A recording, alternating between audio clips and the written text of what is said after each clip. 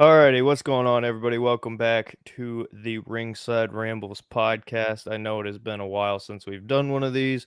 Uh, if you heard me in any of my other podcasts that I hardly ever get to do anymore, my time is not open, and it kind of sucks. So, got to pull one of these when we can, and we'll try to keep up with them. But yes, it has been a hot minute. But Cole, it has been a hot minute since we've talked about wrestling on a podcast. I got to see you at the beginning of the year. That was incredible. How's your year going? We're in February now, and how are you doing? Oh, absolutely fantastic. It may not be that cold down in Texas, but I can promise you there is, well, a lot of things going on right now. And getting into a lot of things, we got a lot to talk about. All of a sudden, out of nowhere, wrestling got hot. Yeah. Out of nowhere, wrestling got hot at us. It was depressing. It was boring. I mean, my goodness. AEW was just hard to watch. WWE, all the top guys were gone. They were hurt and injured. I mean, we were left with just junk for the last 3 or 4 months since the last time we did this. But now, all of a sudden, out of nowhere, uh, possible sale. We Yeah. got a hot shot a little bit, get the company hot. We got TV rights packages that need to be renegotiated again this year. And we need some ratings. And, we need to tell them that, hey, I'm still good. And I'm sure that's what Vince McMahon said when he came back to the board. I'm still good. Don't replace me. I'm still Mhm. good. Even though you don't have a choice, I'm still good. Hey, the road to WrestleMania is a bumpy road filled with a ton of potholes. That's what we're coming to find out. well, we're gonna find out just how good Triple H is at navigating those potholes, especially with Vince at the wheel. So, with that being said, let's go right down this bumpy pothole fill road, and let's start with Raw 30. Raw XXX. They brought back Attitude Era style Raw, apparently, quote unquote. Which the most Attitude Era it got was you got to see two legends and you got to see XXX instead of War. But we'll take whatever we can get these days because the way wrestling business is going. Yeah, we'll take whatever we can get. Oh yeah, huh? So, hmm Throwing in a yeah.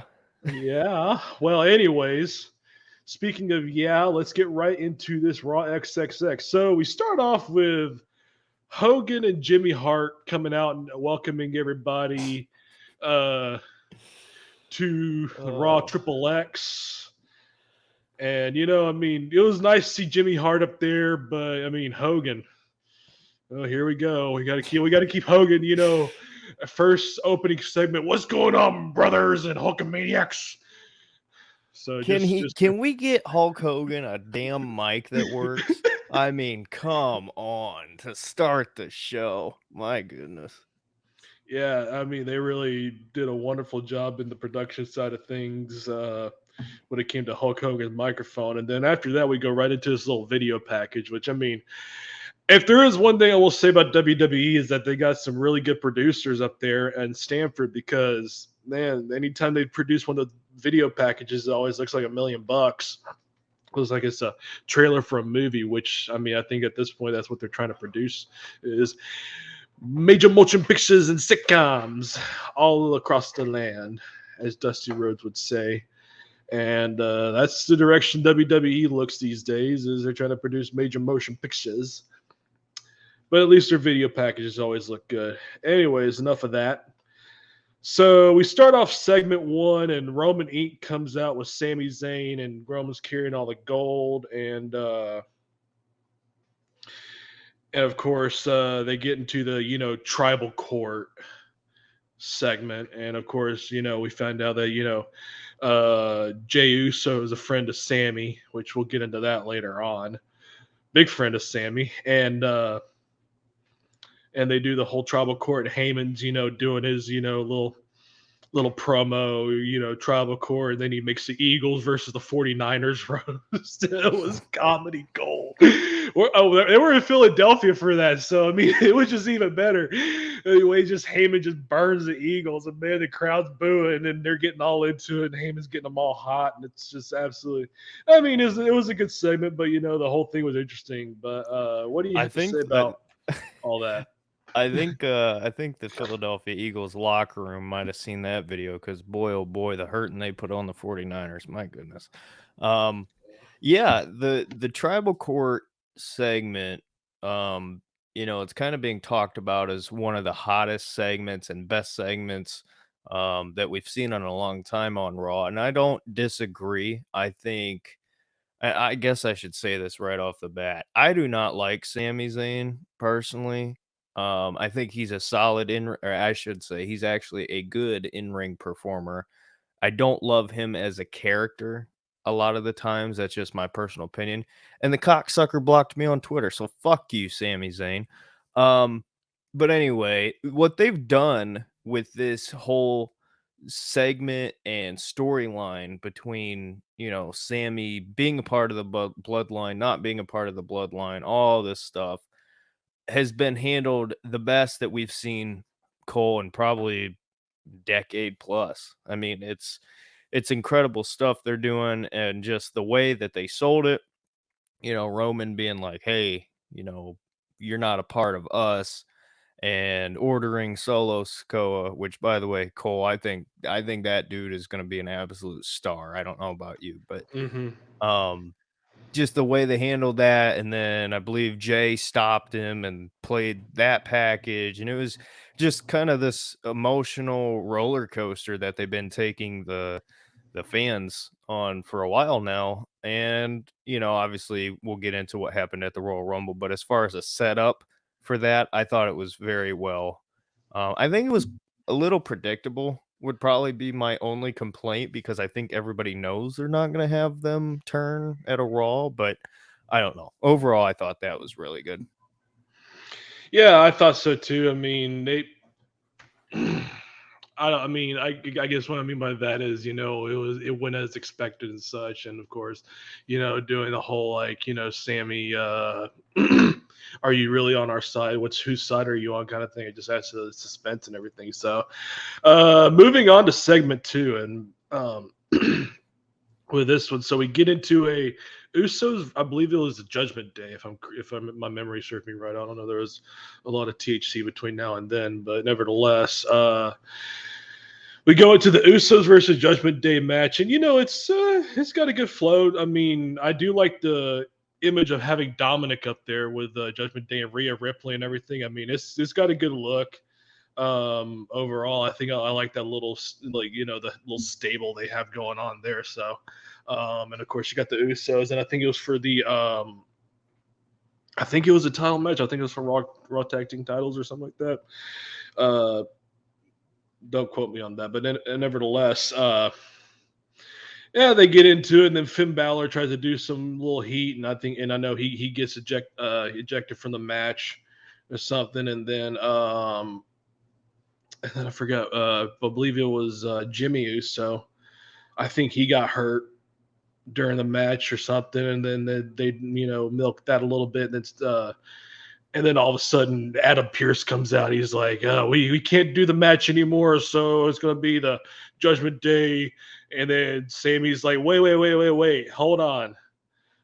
Let me go in there and finish the business and everything, just because he wants to, prove to Roman that he's, not a backstabber with a yellow streak down his back, as Paul Heyman would say for Sammy. We'll get into that again later on. Um, so on and so forth. So Sammy goes in, they do a little match here and there, and couple false finishes later. Then they get to the end, and one thing I noticed was a ref fast counted the finish on that. He fast counted that one, and I mean not the. So I guess we could say we got some nice to see that we got heel referees in the WWE these days. What do you think? I don't know about the heel referees. I think maybe they they were just on a time crunch because the the 80-year-old fellas from the WWF haven't made their appearances yet. But yeah, I mean, good, just again, good storytelling, the way of like, hey, you're gonna strip you of the titles if somebody doesn't step in. Well, oh, I wonder who's gonna step in. But I thought they handled it well. I thought it was a good way of branching off of the tribal court segment. I thought it was a good way of kind of transitioning into, hey, prove yourself now. And that was kind of my takeaway of it. But yeah, hey, Dominic's got some heat. He's Oh got yeah, some we're heat. really gonna get into that later on. I mean, especially during the Rumble, man. Yeah. Boy, I didn't realize. I mean, the one thing I did see during the Royal Rumble, especially, was that man, we got some really good heels, and we in some cases we didn't even know about it till now. We're just starting to realize it. But um, nevertheless, yeah, Dominic, I mean, $1,000,000 with a gimmick. Uh, Again, I'll expand on that here soon. Nevertheless, segment 3, we go into JBL, Ron Simmons, APA, Baron Corbin. Uh,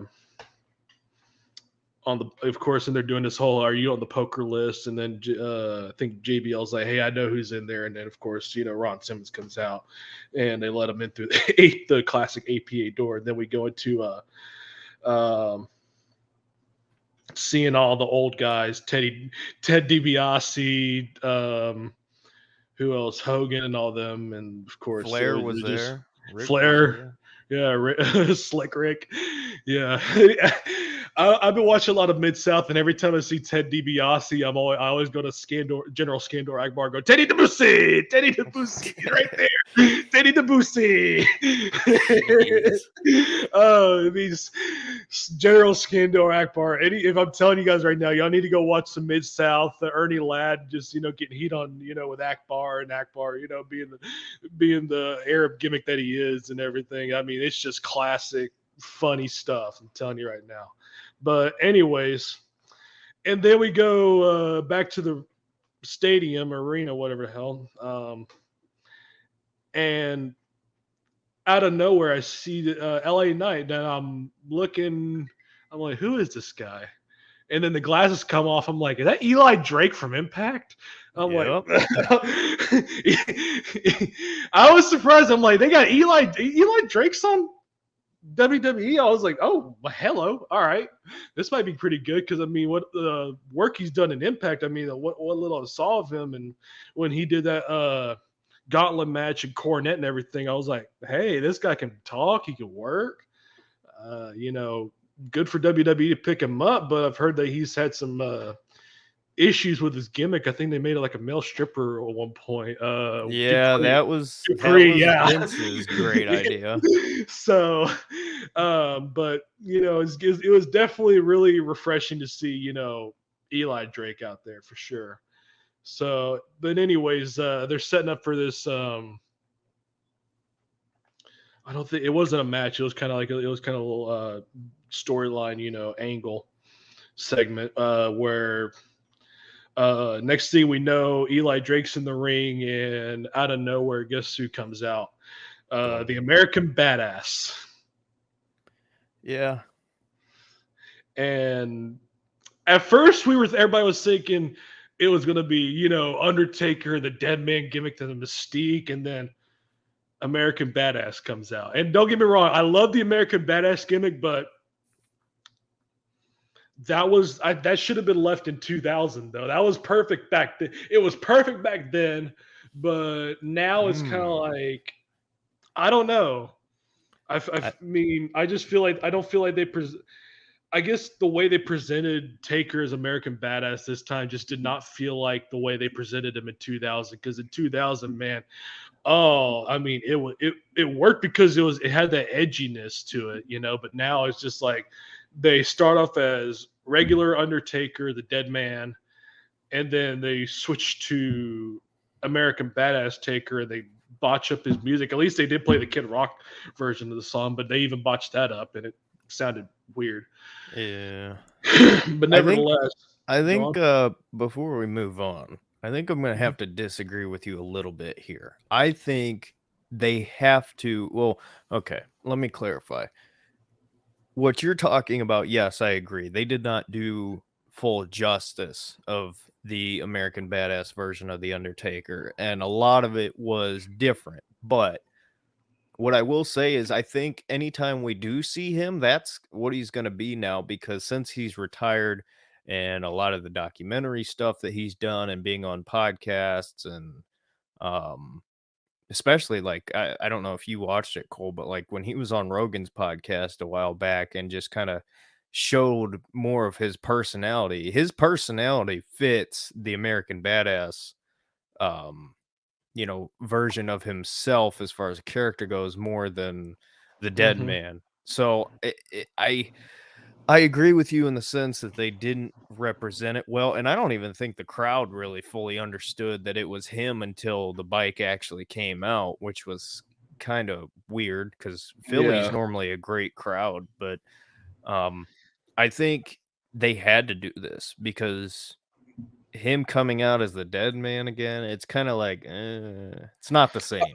I just don't know why they had to start off with a dead man and then switch it to American Badass. I don't know why they couldn't just Yeah, let you know I don't if know. they had just left it just American Badass Undertaker. I mean, hey, perfect. But they start off. Everybody was thinking Dead Man, and then goes American Badass, and then he enters the ring.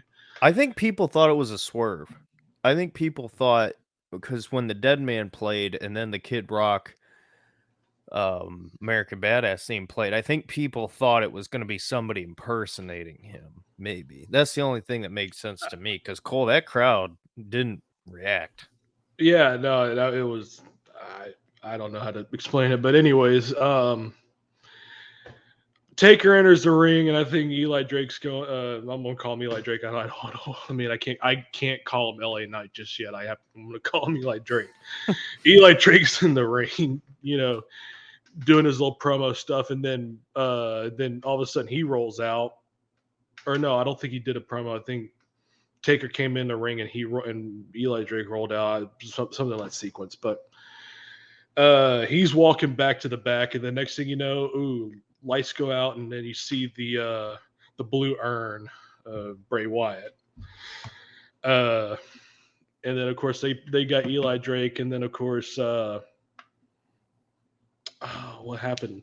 So It was a passing of the save torch, me here, kind yeah. of. Save me here, yeah, Yeah, yeah. it Taker was. was Taker whispered in Bray Wyatt's ear, and Yeah, I think it was whatever that Triple was. H's best effort of trying to pass the torch because this is something when Bray Wyatt faced The Undertaker, I want to say it was 2015 or 14, whatever it was at Hmm. WrestleMania.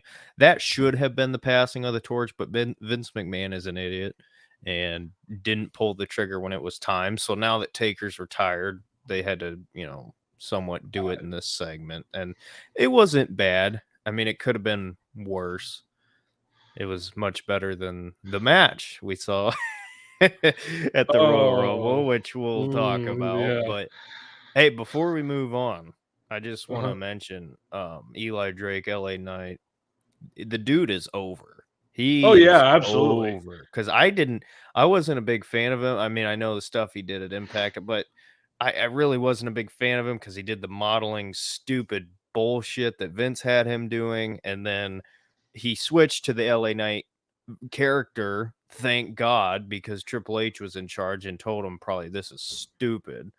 Um, but his whole thing with the yeah, and it's obvious nothing will ever replace what, but Hmm. that's kind of starting to get over, and I think his character is one that's developing into one of these draws. Like, I wouldn't be surprised if I was walking down the street or whatever, and, I saw somebody with a t-shirt that said, yeah, it's just something that is getting over, and I think it's going to continue to get over as long as they don't put him in bullshit matches like we saw at the Royal Rumble, which, Yeah. we'll talk Either about. way, I mean, I think you know, LA Knight's doing a hell of a job in making whatever he can out of what he's got. So he's doing a great job. And the one little added bonus at the end of this little segment was when did you see the part where Taker's going back to the motorcycle? The fan tries to high five or something. Taker then just does a swerve around the other side. that part cracked me up. But anyways, now we go into segment 4. Which I guess you could call it a segment because I don't know what the hell we got, but this is what I was able to write down for it at least, was apparently they were doing a Bailey versus Becky Lynch steel cage match. They, advertising Becky versus Bailey Lynch steel cage, which didn't end up happening. It was basically Bailey and, whoever tag team that was came into the cage and beat up Becky up and down the ring, and then Adam Pearce comes in and shuts it down, and it was 3 minutes, and then they go right back at a commercial break.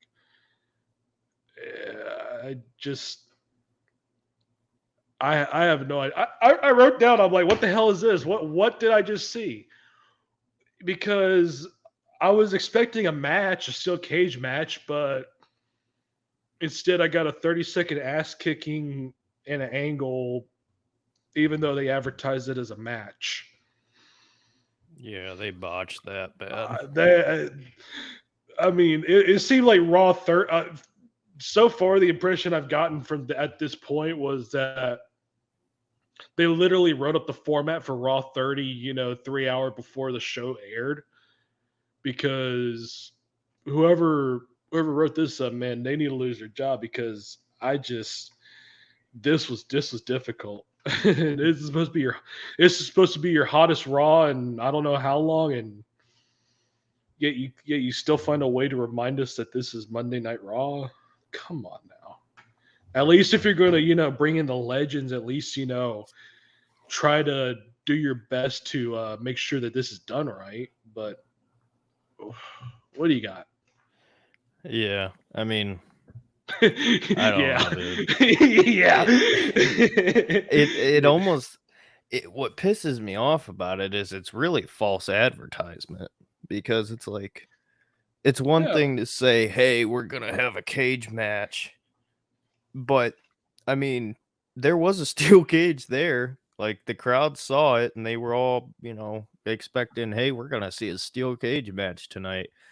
And then, like you said, because they can't time anything to save their lives, it was a 3-minute, segment.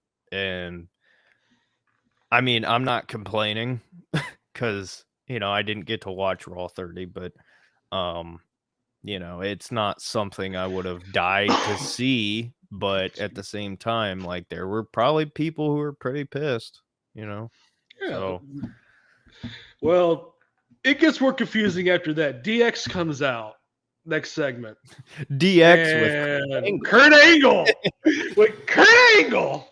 For no reason. I'm like, and you know what that was, right? That was, hey, Kurt, we don't have any time, so you just want to come out with the yeah, pretty much. I mean, because Road Dogg was doing his little, warming everybody up thing, and next thing you know, he goes to announce Billy Gunn, the badass Billy Gunn, and there's Kurt just standing there awkwardly. And I'm just like, oh my God. But I will say this though, Sean Waltman, X-Pac, I don't know what kind of workout routine, or I don't know what he's been doing, but I will say this. I mean, not only does it look completely, that's what he's been doing. Not only does he just look completely different, but I mean, hey, he looks kind of good. I mean, I don't know if it's just me, but I mean, for all maybe he got off of drugs, because I know he must have cleaned up, because I mean, he looks good. Yeah, he looks way different. But anyways, we get into the there's DX, bunch of old fucks, and then Gunther and Imperium interrupts DX, challenging them to a match, and then they go, well, I'm into Triple H. I'm too old. He's like, I'm retired. Oh no, Triple H, I'm retired. Sean, I'm beaten up. Road Dogg's like, nah, I'm too old. And then Kurt Angle's like, yeah, no, I got a bad neck. And X-Pac's like, yeah, no, I can't do it. And then because Imperium challenges him to a match, whatever. Then they're like, if only there was somebody that could take over for us. And the cheesiest, like, it was so cheesy. What? So goofy. And then next thing you see is Street Profits and Seth Rollins comes out to wrestle Gunther and Imperium or whatever, which I don't know. I mean, I don't know. I don't know why they do this to Gunther or Walter, because I mean, this guy is $1 million draw. He's good and he can work and he looks tough, you know. And they give him this crap. Come on. Oh, and then they gotta top it all off. If only there was somebody that could make it official, and just so that way they could get Teddy Long, 30 minutes to or 30 seconds of fame or whatever. Just so they needed to squeeze in Teddy Long, so they did that. Team match player. Tag team match player. And Kurt Angle's a special guest referee. There you go, Kurt. We found a job for you. We found something for you to do, Kurt. Kurt's special guest referee, and Teddy Long calling him we're gonna have a tag team match player. This is. If y'all hear me stuttering and stumbling all over myself, is because of the fact that when I watched this, I lost a few brain cells in between. So bear in mind what happens when you watch wrestling like this. Yeah, things happen to you. I've been watching a lot of Mid-South and Crockett bunkhouse stampedes in order to regain maybe some of those brain cells back because of this. But anyways, segment 6. Well, do you got anything on the last one before I just keep going? I mean, I like how they're acknowledging that they're all old, because you see them come out and you're like, oh my gosh, my heroes. I mean, I'm a little bit younger, so I didn't get to watch Prime DX and all, but it's like, man, they are getting old, and I'm glad they just straight up acknowledged it, because every 40-year-old, 30-year-old plus that's watching is going, man, he looks a lot different. And they just joked about it. That's the best way to get through something, when it's true, joke about it. But yeah, it was weird. It's like, oh, if we only had somebody. I was like, well, no shit. You fucking wrote the show.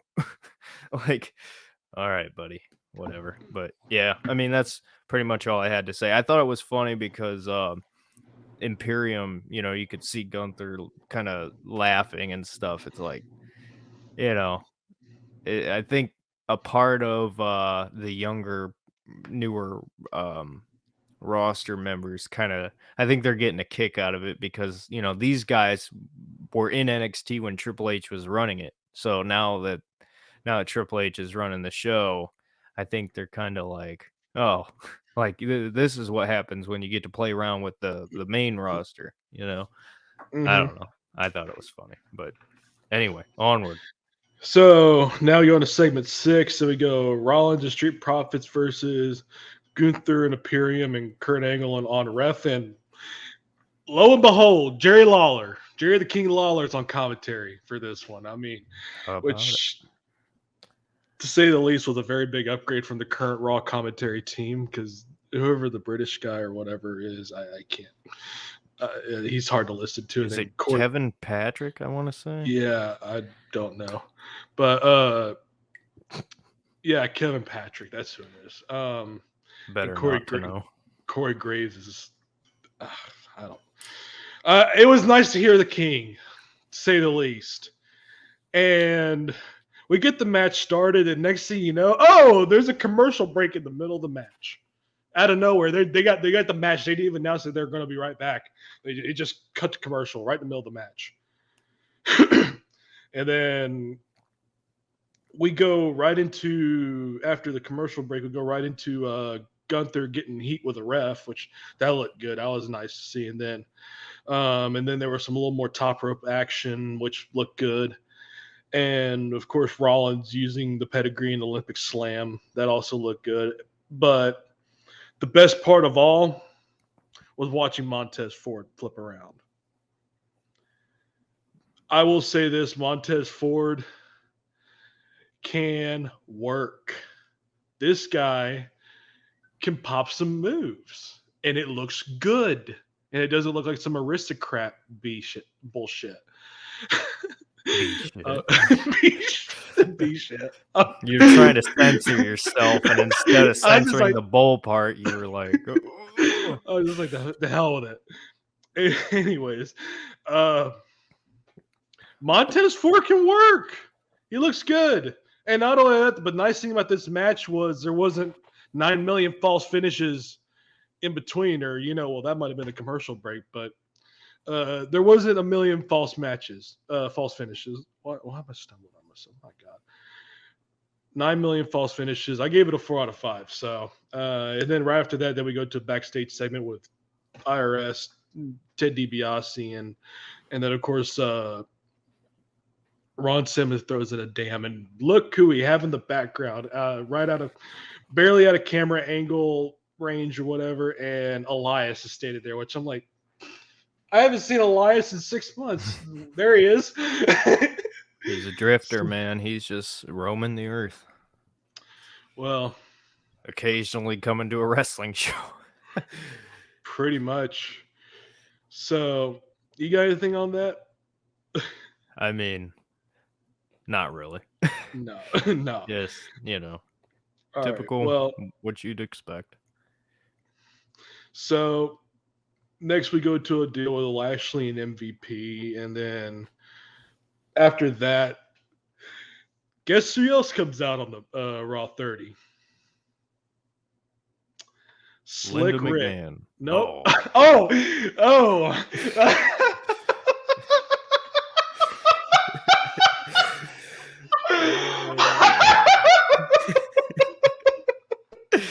Linda hey, McMahon. Rick is starting to look like Linda McMahon more and more every day. Woo! Slick Rick comes out. Boy, did I pop for that. It's Ric Flair does his promo, getting Charlotte, and then he gets Charlotte over, and Charlotte comes out. Charlotte Flair does her entrance, and if you look in the background of the camera shot when Charlotte Flair is walking down the aisle, I saw a sign that said with tributing Jay Briscoe. Yeah. So that was a nice little touch. I'm like, nice to the fan. And then Bianca comes in, and then Charlotte and Bianca talk about how they're the top G of their title, whatever. I had to throw in a little Andrew Tate reference there. But anyways, and then next thing you know, Sonya Deville comes in, and she wants Bianca's title.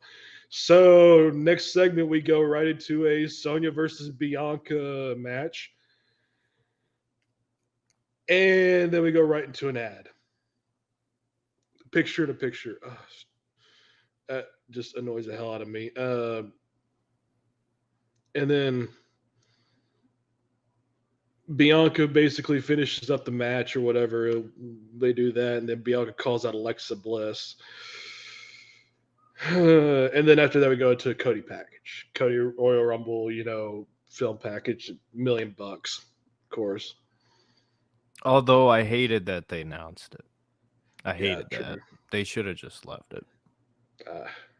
Yeah, you got a point there. Anyways, after that, then we go to another segment where Miz is out in the middle of the ring or something, and then ranting about how he wants to be the top and how he was a top, and just sounding senile and crazy. And then next thing you know, Kevin Owens stunners him. And then next thing you know, he goes into a deal. Kevin Owens goes into promo about how he wants the Universal title versus Roman. And then he stutters Miz again. And then we go to the next segment. When I tell you that Raw was written 30 minutes prior to air, I literally mean Raw was literally written 30 minutes prior to it airing, because this was all over the place. And then next thing we know, we go into the main event: Austin Theory versus Bobby Lashley, U.S. title match, no disqualification. And half the match is literally a box in a box commercial break.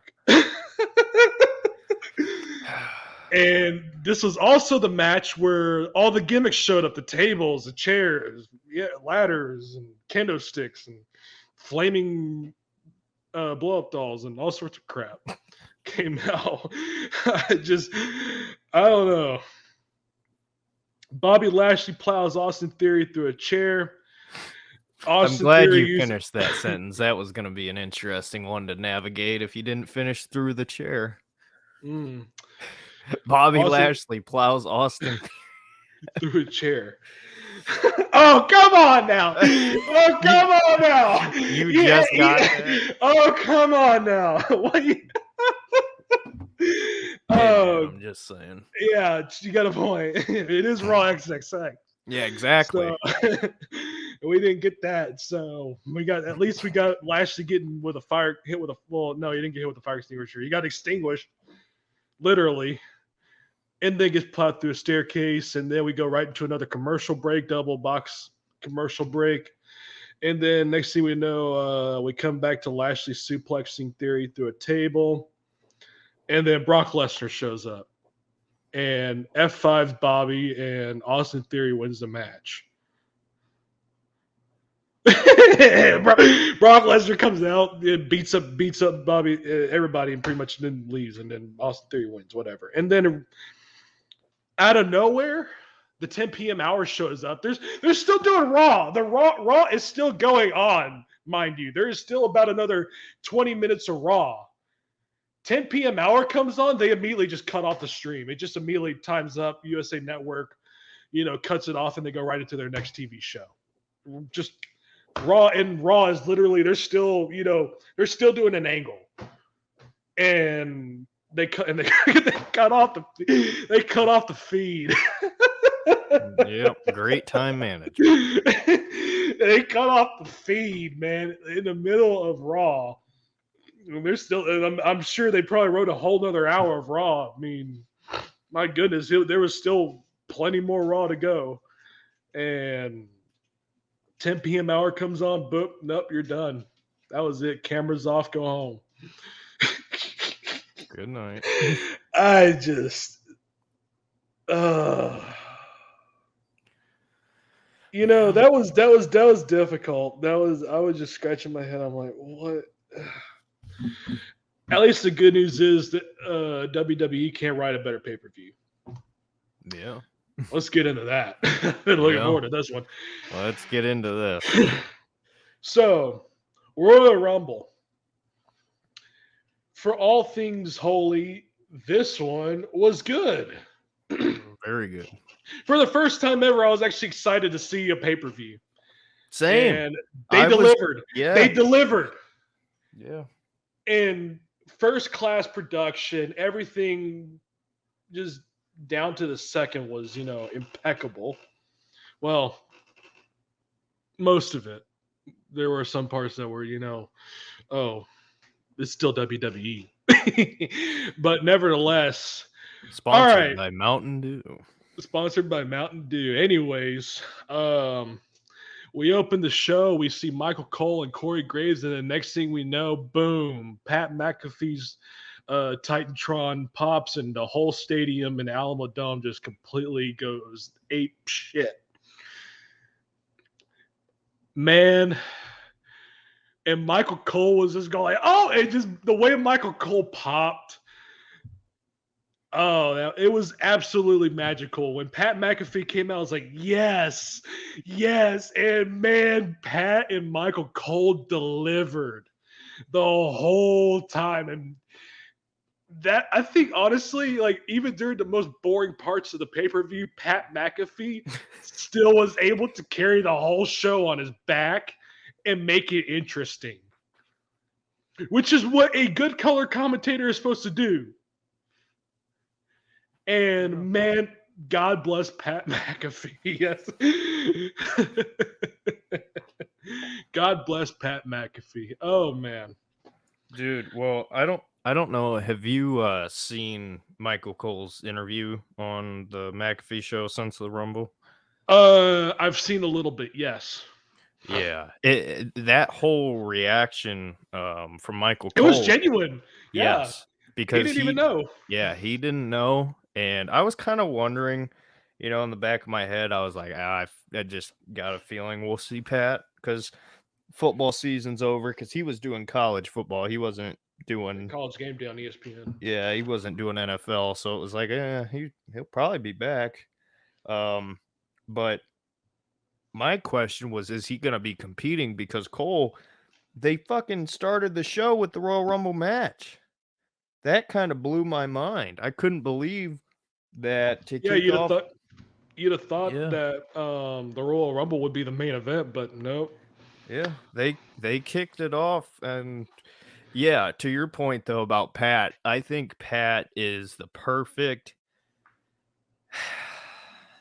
voice to bring people into wrestling because for a lot of people, it's like, hey, they don't like a lot of the other events, but they'll watch WrestleMania and the Royal Rumble and SummerSlam on occasion, like the casual Right. audience. And Pat being gone, he didn't know what half of the stuff was, and Mhm. a lot of his just subtle comments were hilarious to me. Oh my God, Pat was absolute comedy gold on the mic. It was 5-star commentating, and Michael Cole solid man. Like Michael Cole, I mean, him and Michael Cole literally just feed off each other so well. It's like Michael Cole and Taz. They were good together. Pat McAfee and Michael Cole are really good together. Well, and And it's not even my Michael goodness. Cole. It's a Vince McMahon no longer censoring and controlling Michael Cole.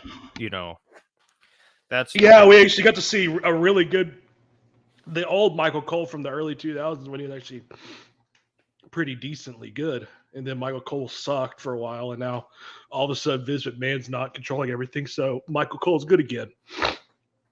And boy, was that a breath of fresh air to hear, a good Michael Cole and Pat McAfee. But they had to have Corey Graves too, which Corey Graves kind of, that was funny though because Pat doing the suck it to Corey and Yeah, I mean, they were, Pat and Michael were just beating up on Corey the whole night, pretty much. Whenever Corey would talk, and it was just beautiful. I'm just like, good, the hell with Corey Graves. But, anyways, we start off with a men's Royal Rumble, which to me didn't make a lot of sense. Why would you put your hottest Royal Rumble match up first? Why didn't you have that towards the end? I mean, I don't know why they couldn't have done the girls first, which I'll get to the girls later on in my comments about that. But you know, I guess mixed up, lazy booking, whatever you want to call it. So, but anyways, for a Royal Rumble match overall, boy, was this excellent. So we start off with Gunther and Sheamus coming in. great Uh, first two. Oh yeah, absolutely. Because Great starters. You got the ring general looking in. He's got that commanding presence, and then Sheamus. He's another big guy too. And I mean, they just they know how to get the crowd going and get to the start building up the pressure, the heat for the big Yeah. blow off at the end. And I mean, and Well, boy, dude, here's my thing. When I saw Gunther come out, I was like, oh, they're gonna put him with somebody he can just slap around. And then Sheamus came out, and I remembered back to the matches that they had many months ago, and I'm like, oh boy, what a way to kick this thing off. man. Yeah, the next thing you know, Miz comes in at number 3, and the ring announcer from Los Angeles, California, and then Pat McAfee goes, "He's from Ohio." He's from Cleveland, Ohio. He's from the way Pat said he's from Ohio is just Yeah. like he made Ohio just like this depressing place. Like it was just mid rate. I was like, man, I'm so sick of Pat this shit. That just subtly just shat all over Ohio and like. I mean, unless you're paying attention, you would have noticed it. Like, he's just like, he's from Ohio. Well, yeah. Well, that's such a pat gimmick though, because he has, Buckeye legend AJ Hawk on his show every day, and Yeah. he just shits on people from Ohio. But I hate that though with like the Miz, because it's like, dude, cut the fucking Los Angeles shit, dude. He's from Cleveland. Yeah. Like, come on. I don't know. It's so stupid. Anyway, It'd be like Logan Paul. Logan Paul's from Cleveland, but they're gonna be like, from Los Angeles, California, Logan Paul. No, fuck it. It's from Cleveland, Ohio. Anyway. you're just like, Ohio may be a piece of shit, but this is my piece of shit, and not only I will make fun of it. You don't get the opportunity Exactly. to. I like that. Anyways, Miz comes in at number 3 and tries to distract Sheamus, and then Sheamus and Sheamus and Gunther go at it, and then all of a sudden Miz gets chased, and then next thing we know, who is number 4? Kofi Kingston comes in. Oh boy, Oh Kofi had boy. a rough rumble. Oh my goodness. Kofi Kingston comes in. They didn't, he does a little bit of, bouncing around here and there, and then next thing you know, Johnny Second year in a Gargano. row. Second year in a row, Kofi has botched his typical Royal Rumble somehow stay in the match. Yeah, Kind and of then it gets sad. even more uninteresting from there. Johnny Gargano comes out number 5, and then of course, and then they do Gargano does a super kick on Miz, and of course Sheamus does his little thing, and then does a big boots Miz right on out of the ring to eliminate him. So poor Miz, he's been in the company I don't know how many years now, and he went from top guy to now he's just a jobber. He needs to just go away, honestly. Yeah, like, I mean, I get why Miz is doing it just because it's the payoff, and well, he's already had his world title run and all that, and he got heat with Austin Multiple. 2011. Yeah, I mean, he's like, He's won the IC title the most, I think. I think he's like 13-time Intercontinental Champion or something crazy. Like, he's treated like a jobber, but he's not. But they use him as like a media, like, I don't know, dude. Go away for like a year, get in the gym, train, and come yeah, back, because I'm tired of his he character. like, I wish this was a territory system where, I mean, because honestly, Miz by now would have been long gone if it was a territory. They'd have been like, well, I ain't got no work for you. Go to Mid South or something like that. If you're like, whatever, just kick him out and go to another territory, work there for 6 months or whatever, a year, 2 years, whatever, and then and then maybe later on they got something for him. But like, they ain't got no territories now, so where's Miz going to go? But honestly, though, Miz really needs to like disappear for 6 months and get himself repackaged, learn a new move or something. Dude, he needs to completely reboot. And honestly, I liked his face run when in like 2012 or whatever, but I want him to go back to like 2011 heel Miz Oh, that was championship so run. good. That was so Yeah, good. because that was the best version of him. And I remember being a kid watching him, hating him, but at the same time being like, you know what? Like, that's what they need. They need that sneaky piece of shit heel. And he's just not Well, that. Now he's just annoying. yeah. Now he just I don't know. I mean, he's just there. He's just there to fill in TV time. That's all he's there for, and it sucks. He's Because I every mean, fucking Instagram ad, every Twitter ad from the WWE. Like, come he's on. just he's just a media guy. I mean, he's just there. He's just there, pretty much. Anyways, number 6, Xavier Woods comes out with Kofi, and then um, when Kofi and Xavier Woods were out there, whatever. Whoever New Day is. I'm sure that I believe that's Yeah. yeah, You both got of it. them. Yeah, I'm halfway there. Anyways, booting up. What was that? Yeah. What was that? The I ass mean, smacking world tour. yeah, the bongo ass or whatever the hell it is. I mean, they're Listen, all right. Everybody loves booty, but I don't need no, to not see like that. another man. Not like Yeah. that. Not like that. Not like that. No, I'm cool no, on that. save that for the women's Royal Rumble, man. But no, Jeez. nah. Like, really? Come on. So, and then next thing you know, Karrion Cross comes in. And Boy, they buried him. yeah, he lasted 30 seconds, which by that point everybody's kind of going like, oh man, we got to watch all the job guys. Here we go. And then of course New Day, which WWE lovingly can't put together a fucking tag team if it meant to save their life. Just their tag team divisions, a complete disaster, and they're all gimmick to hell. And very random too. And very Braun random. Strowman and Ricochet are a tag team now. Yeah, like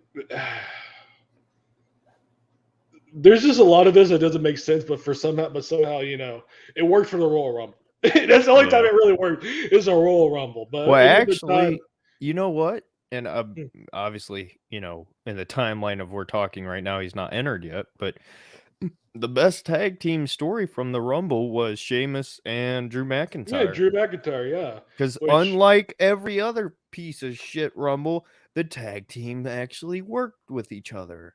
Like, I don't get every single Rumble. It's like, oh man, they're tag team partners, but it's every man for themselves. It's like, why? Why can't you work together? Like, I don't know. so next up, whoever let's see. Next person on the list, Chad Gable comes in. And he's that's all I got on that. Chad Gable comes in. And then number 9, finally, somebody comes in worth attention. Drew McIntyre would finally get another big man in there to, start, adding a little bit more tempo and temperature to the match. And I mean, him and Sheamus gets together, and they tear the house down. Of course, they do their little heat, and of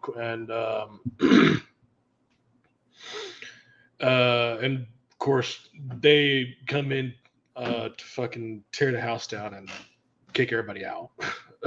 So that was refreshing. So who else? Xavier Woods gets eliminated by Gunther, and then of course Gunther also sends Kofi Kingston out too. So they get rid of. So New Day is on the way out. So thank goodness they kick Gunther. Just tosses them right on out the ring. It's like, get out of here. Let's get some heat going. And after that, Brock Lesnar is in. Oh no, let's see. No, I'm sorry. I missed like 3 people here. Santos Escobar comes in, which that's not noteworthy. Angela Dawkins shows up. Okay, Street Profits, and then Brock Lesnar shows up. And when Brock gets in, then here we go. Now we're getting some heat. Now it's getting hot. Everybody popped for Brock Lesnar, and Brock Lesnar did exactly what he needed to do. Come in, clear house, get the job guys on out of there, and, get a little heat here and there. And, of course, next thing we know, Bobby Lashley comes in as Gunther and Lesnar about to get it on. And Bobby Lashley messes up Lesnar by a spear. So then McIntyre and Sheamus also get speared by Lashley, and then power slam by Gargano and Gunther. And This was such a pickup because I mean you just mentioned it. It was starting to get like All right, here's a jobber, here's a jobber, here's a jobber. All right, there's a decent spot. Okay, Drew McIntyre. Okay, now there's somebody legit again, and it's like, okay, well, whatever. And then all of a sudden, Brock comes out, and I mean, I listen. Yeah, it's professional wrestling, whatever, but Brock Lesnar could kill a man. Like Brock Legitimately. Brock is as legitimate as a fighter, wrestler, and I'm talking legitimate wrestler. Um, you know, like school, college wrestling. I mean, the dude is literally a monster. Pat always says the alpha male of our species. Like that that is what That is Brock the truth, Lesnar yeah. is. Yeah. So this was perfect timing, I felt like, because and I almost wonder if they did that on purpose of like, let's slow things down and then really pick it up. Because like you said, Brock came out, wrecked house, and then Bobby came out and wrecked house, and it was like, oh boy, like this Yeah, is a it was real like pick that me up. much needed, like, caffeine shot to Yeah, the whole stadium. Because I mean, when Brock Lesnar and Lashley came out, man, that place popped. yeah. And so did my energy talking about this, because honestly, I was getting lost and I was getting like, where the hell is this going? I mean, you had Pablo Escobar coming out, and you had all these, job guys, Which he and sucks, by the way. He you know, sucks. He's terrible. and we were doing grab ass in the ring. Yeah. So finally, of course, Bobby Lashley's over here getting revenge on Lesnar, and then Lesnar tries to do a F5 on Bobby, and then only for Bobby to eliminate him and get his revenge after what happened on Monday night Raw 30, which that was, you probably, if you got this far of me drawing through Raw 30, Raw 30 was a very difficult thing to watch. But nevertheless, after Lesnar gets tossed out, all of a sudden Baron Corbin starts coming to the ring. And we got a pissed off Brock Lesnar. He's tearing up the announce table. He's tearing up the ring. He's beating up the cameraman. He's beating up the TV announcers. Oh, And then Baron Corbin oh. gets to the ring, man, and Brock Lesnar just absolutely sodomizes the guy. And then after that, after he gets done sodomizing him, he just tosses him into the ring, let him get eaten by the wolves. And next thing you know, Baron That was the Corbin best literally. part. That was the best part, dude. Was like just because Brock was pissed and destroying everything, and it was like, all right, well, Brock's gone, Well, and then it was like, oh, wait a minute, no, he's gonna murder him too. he murdered Baron Corbin. And then he gets tossed to the wolves, and basically Seth freaking Rollins, which good wrestler, but man, there's only so much Seth Rollins screaming in the mic I could tolerate with his. Anyways, he throws Corbin into ring to get beat up, and then next thing you know, Seth Rollins does a super kick on Corbin and boots him right on out, and then we go back to WWE reminding us that this is WWE. Otis comes in. And just belly flops all over everybody and does the worm and Dude, flops everywhere. He is an interesting human being because I've he never looks like seen. He looks like a thumb.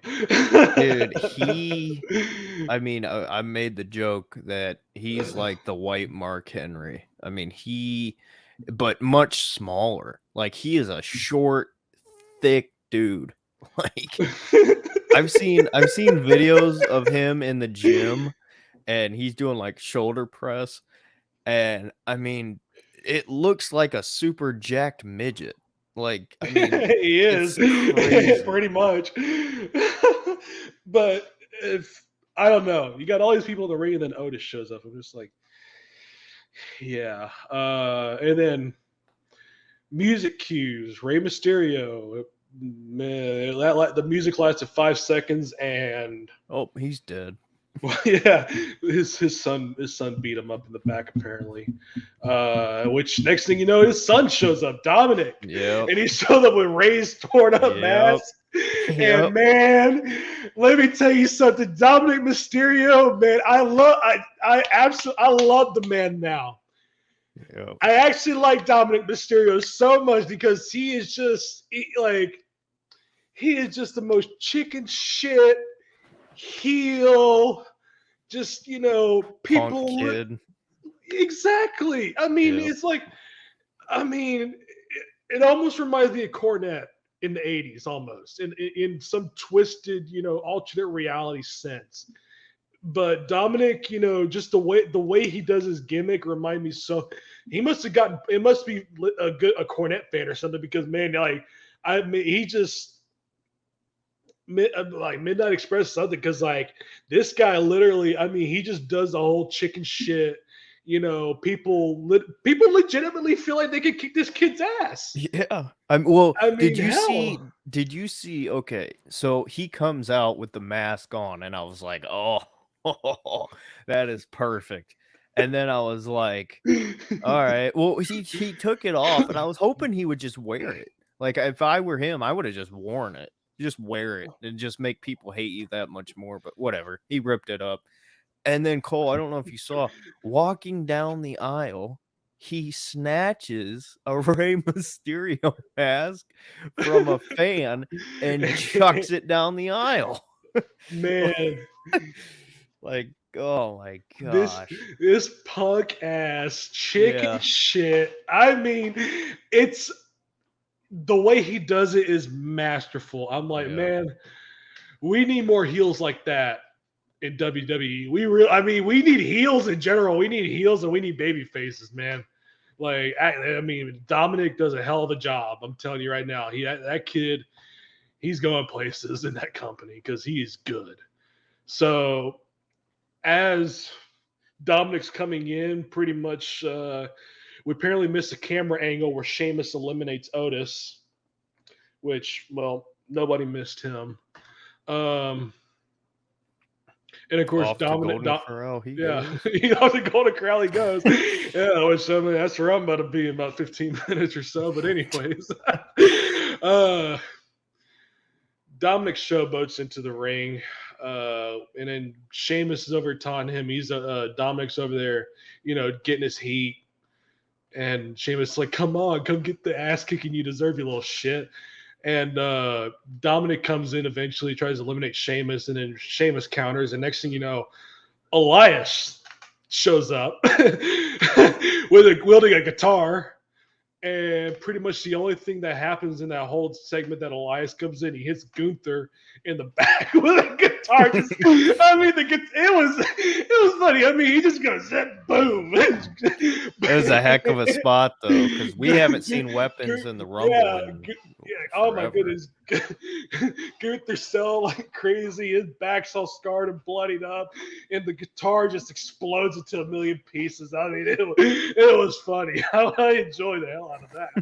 And then everybody else now they're mad at him because now I got splinters and shit all over the ring. So um, McIntyre and Sheamus both perform a Claymore kick and beat them all to That hell. was a heck of a spot. So That and it was man. like $1 million. Because think And about it. I mean, the entire purpose of both of their finishers is kick a man's head off, right? Bro kick and Claymore, and that's hard to time up a kick, of that magnitude, you mhm. know. And man, I don't know if I haven't been watching enough to know if that's their like tag team finisher or what. That's their tag team finish right That there. is, man, Oh, it's that beautiful. is, yeah. Oh, it's beautiful, man. They, That they I got it on popped for point. that. I was like, "Oh, hey, whoa." That had to hurt. I'm pretty sure it did. So, because Elias would bye bye after that. So now that he's gone, Finn Balor shows up at number 20 to team up with Dominic to eliminate Johnny Gargano finally. Who did and nothing this Rumble. who did nothing. He just said basically half the time during some of the slow parts, especially, you can literally just see the wrestler just sitting there just watching. they're just sitting there just watching the show, just like okay, let me go and get in here real quick. Let me get a little heat here, boom, boom, boom, and then just go back and sit back down, and then Kofi, bongo last, and then like blah blah blah blah blah, whatever. Let me pop the crowd a little bit. I mean, that's pretty much up until that point, up until about when Brock Lesnar came in, that's pretty much what happened. And then once it started, Otis came in, then it started going to sit around and watch the show a little bit. So, but Johnny Gargano gets kicked out of that, and then next thing you know, we got a surprise. Can you dig it, sucker? And then the stadium popped. And man, let me tell you something. Booker T looked good. He was in shape, and he looked like he could beat somebody up. I mean, which is exactly what you want. I mean, he was the only surprise of the Rumble. Yeah. Isn't that crazy? Normally it's like probably 4 or 5 surprises, and he was the only one. And he looked good. He looked good. I mean, he came in, he got a little pop, and then he does a spin-a-rooney, and then Gunther kicks him right on out. He's like, get out of here, old man. Pretty much. And then after that, Booker T gets eliminated, and Damian Priest shows up. And quickly eliminates, or he doesn't eliminate, he comes in to beat everybody up again. So add on to the Judgment Day stable. He's going to be a star. Match. Yeah. I like him a lot. I think in probably 2 to 3, well, probably more towards 3 to 4 years, I see him being in the main event picture. Right. So Judgment Day gets their little heat, and the next thing you know, Montez Ford comes in, and he flops around like a fish all around the ring, beat people up, and then next thing you know, Damian Priest eliminates Montez Ford. And I mean, come on, yeah. I mean, come on. I mean, Montez Ford flopping around. I'm like, that's the one man I actually enjoy seeing all the aristocrat movements from, because that man can fly, baby. Dude, he should have been in the final 5. Like, he's somebody, just for future reference. I mean, obviously they're not going to watch this and take our advice, but if I was doing things, he would be my Iron Man, right? Because I mean, Gunther being the Iron Man this year, lasting from 1 to the end was great. Don't get me wrong, but if you want somebody in the Rumble who can sell, A, who can perform, B, and 3, or well, C, get a reaction, it's Montez Ford, dude. Like, all the spots that Kofi Kingston has done over the years, right? And I don't, this is nothing bad on Kofi, but Montez Ford is a far superior athlete. And I think if there's anybody to pass that down to, it would be him. And they just eliminated him. I mean, he was in for what, 3 minutes? Yeah, I mean, it was short-lived for sure. Not, yeah. So, anyways, Montez Ford gets cleared out to make room for Edge. On this day, I see clearly. Yep. By the way, great song to listen to in the gym. That intro to his theme song, that. Oh, yeah. Nothing better. Right on. Metalingus while you're lifting metal. Mm-hmm. Absolutely. Anyways, so Edge comes in, and man, he's got a new look. The long hair's gone. I mean, he comes in, and man, he looks pissed. He looks pissed, and he's strutting down the ring with a purpose. And man, he comes in and he performed a spear on Balor, Priest, and Dominic. And boy, the crowd popped when that happened, because man, Edge getting his babyface revenge on the 3 people that turned their backs on him, man, that was hot. And then took him out with injury, right? And took him out, yeah. And took out Finn Balor and Damian Priest. But then unfortunately, as he was attempting to eliminate Dominic, Damian Priest and Finn Balor both interfere and eliminate Edge from the outside, which Yeah. ends up being a big brawl. So, And and then yeah, that brawl goes. Brawl spills out to the entrance hall, and then Rhea Ripley comes out, and then Beth Phoenix comes in, and Beth performed a spear on Rhea Ripley, which I mean, when Rhea Ripley came out for the Women's Royal Rumble, she was still selling it. I mean, it was good. So they get a little heat. They do their little spot on the entrance, and man, they were having a lot of fun. So the next thing you know, oh, the big men show up now. Now we really got the big men. Almost enters in at number 26, and I mean he's looking all big and dominant, and it looks like he cut a I'll few tell you pounds what, off. dude. I mean, we've criticized him a lot. I actually enjoyed him in this match. I thought he did his role pretty well. Well, when he first got in, yeah, and then and then next thing you know, you got to have a competitor to big man. So Braun Strowman shows up, and I looked at Braun, and he's looking lean and pretty thin, and I mean, He is. pretty real. Well, he looked like he cut down a lot for this one because Braun Strowman shows up, and Braun Strowman almost get at it, which in however way they can is some kind of big man. I don't know. It looked okay. I ain't gonna say it looked great. It looked okay. I mean, And keep in mind though, this is the same guy we watched put on 3 terrible matches with Bobby Lashley. So, I mean, he looked better from the last time, but it doesn't look like him. I guess he must have been in training, or they must have put him in, like a developmental or something for a few months, just so they could get this guy, trained a little bit. Because man, he felt like a big deal though this time, which is yeah, kind of because he just felt like a yeah, just, his look improved, but I mean that's about the most that I felt like improved. And Braun Strowman comes in. Strowman eliminates Omos. McIntyre and Sheamus then perform the 10 beats of Broder on Strowman.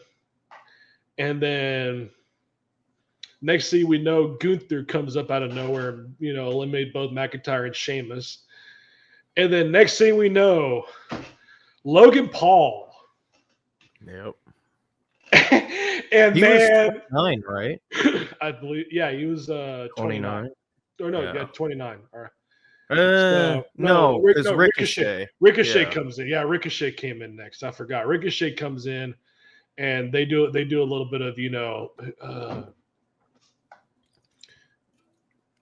and we forgot. I'm missing a few people. I'm skipping over some people. Hold on. Ricochet, Logan Paul. Did I miss? Who did I miss? I know I missed somebody. Oh, Austin Theory. Also came in before almost. I knew I missed something. I'm like, damn. But Austin Theory shows up and then almost gets kicked out. Then Braun Strowman beats up. Actually, yeah. If I'm going completely off of memory for this one, so. I forget what happened. Many days and many nights later. Yeah. Yeah, Gunther eliminates McIntyre and Sheamus. And then, now Logan Paul shows up. And then Logan Paul, everybody booing him. He's like, I'm back. I was shocked. Yeah. Because the last we heard was a torn ACL. Apparently it wasn't that. It was I think it just it wasn't that bad. But anyways, Logan Paul comes in, I'm back, and then he's getting his heat, and Logan Paul's a good chicken. He's another good chicken shit heel. Dude, he's the best. Like, he's so good. He's natural. He literally is a chicken shit heel. It almost makes me mad about how good he is because I mean, he does. I mean, you talk about Hangman Adam Page's buckshot lariat is nothing compared to Logan Paul's. Logan Paul does the best buckshot lariat I have ever seen. Like, he just seamlessly flips over the rope into the clothesline to perfection. And throughout his time in this match, it was great. And then, I mean, Cole, I know you were getting to it, but we can bring it up now. The spot of all spots, Ricochet on one side, Logan Paul on the other. Oh man. And Oh oh my man. gosh. It wasn't even a clothesline. They literally just jumped into each other. It was crazy. It was like this, okay? You know, I mean, obviously a lot happened in between, which nevertheless, I sound like David Crockett right now. Yeah, no, when they got to that spot, oh my god. Okay, picture it like this. I don't know if you've seen Matrix 1, but like it literally looked like, to me at least. I know this isn't exactly what happened, but like when Agent Smith and Neo collide in the air and they're shooting guns at each other, and they're spinning around, the bullets are flying everywhere in all sorts of directions. It felt like that, but man, they jumped off the top rope in the middle of the ring, and I mean that's a big ring. That's a 20-foot ring, and boy, it was like big midair 747 collision. Wow. Yeah, dude. They just I straight mean, up smacked into each I other. I popped and man, I was like Jim Ross. I'm like, oh my god, it's gonna take the state police, it's gonna take the Texas DPS to clear up this car wreck. Oh my god. I mean, it looked like I said, it looked like two 747s colliding midair at each other, just debris. For it was beautiful. It was absolutely beautiful to see that. I mean, wow. And the crowd blew up. Ricochet and Logan Paul tore the house down on that. They blew the roof off the place with that move. And then just for the grand finale, next thing you see, Cody Rhodes. Yeah. Cody Rhodes comes in, the place explodes. I mean, the crowd's hot. They just saw absolute wonderful maneuvers in it. Oh my goodness. He shouldn't have been number 30. That was my only complaint. I think because the entire story of the Rumble is like, hey, you pull your name out of a hat, and are we supposed to believe that, oh, it was a coincidence that Cody got 30? I don't know. I would have had him come out at like 27 or something. I don't know. That was my only complaint. Eh, I think honestly, I think it was fitting, but you know, hey.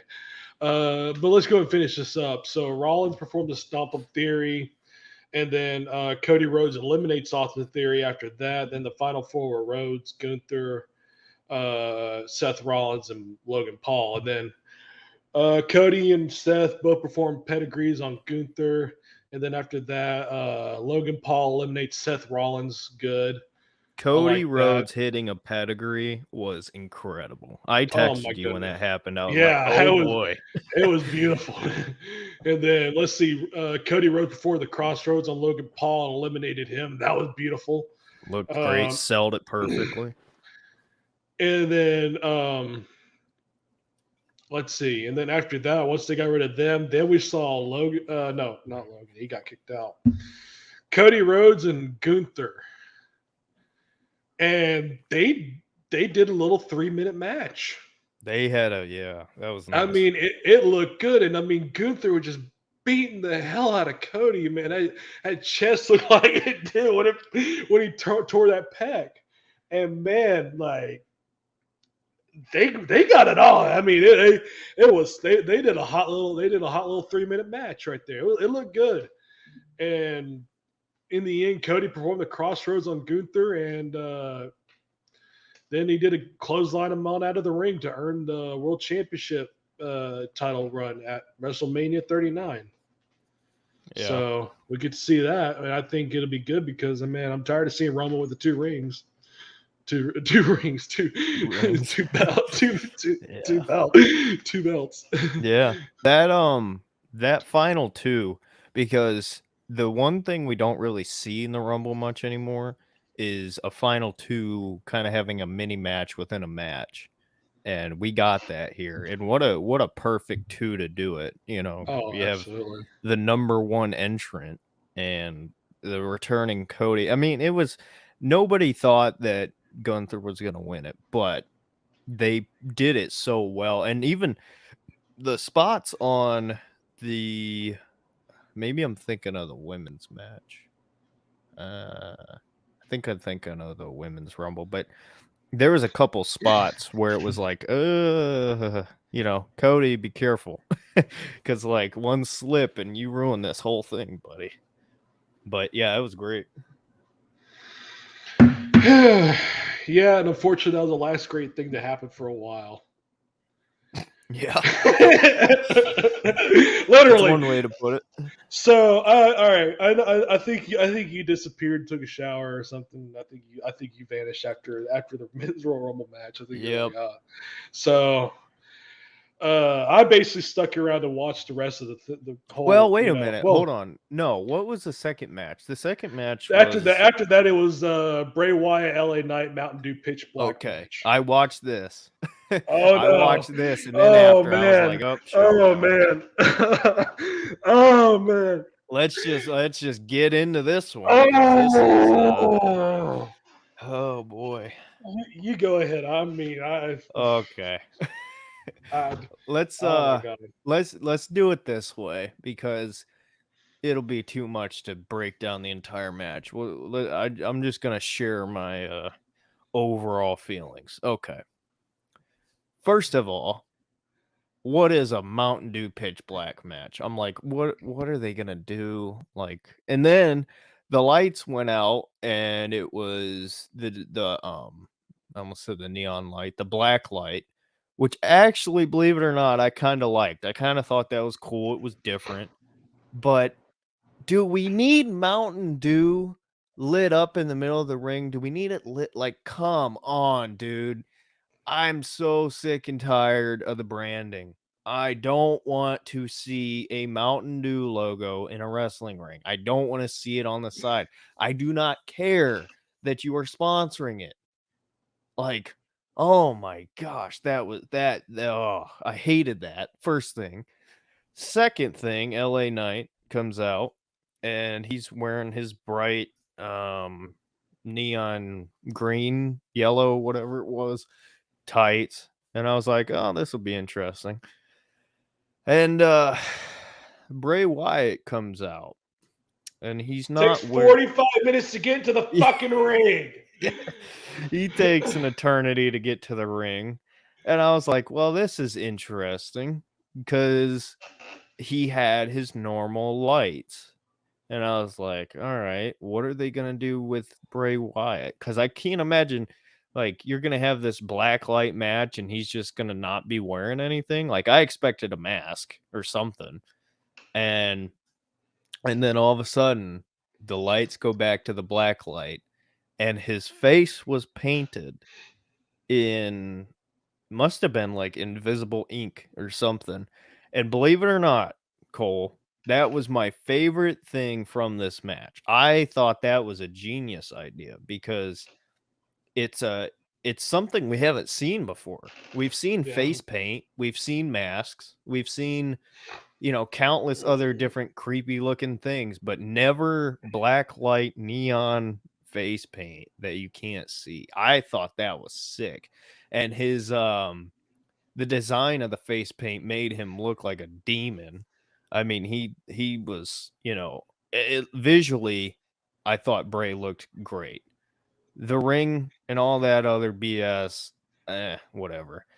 And the match itself was it was what it was. Like they would have been better off going back to the pandemic days doing a cinematic version or something because like this was just you couldn't hardly see anything. Bray put LA Knight through the table and a bunch of glowing orbs came out of the table. That was visually cool. That was all right. And that was about it. Bray wins, and I figured they were going to do something post match. And I don't even know how they got there. I think what was it? Bray was chasing LA Knight out, Yeah, through and the crowd. then Bray comes out with even creepier looking face paint, which was wild. I'm like, how did he do that in 2 seconds? Whatever, And uh, he puts him on the knocks him out. Oh, that's what it was. He gave him the mandible claw, which whatever. I'm not a big fan of that as a finishing move, but it worked for this scenario.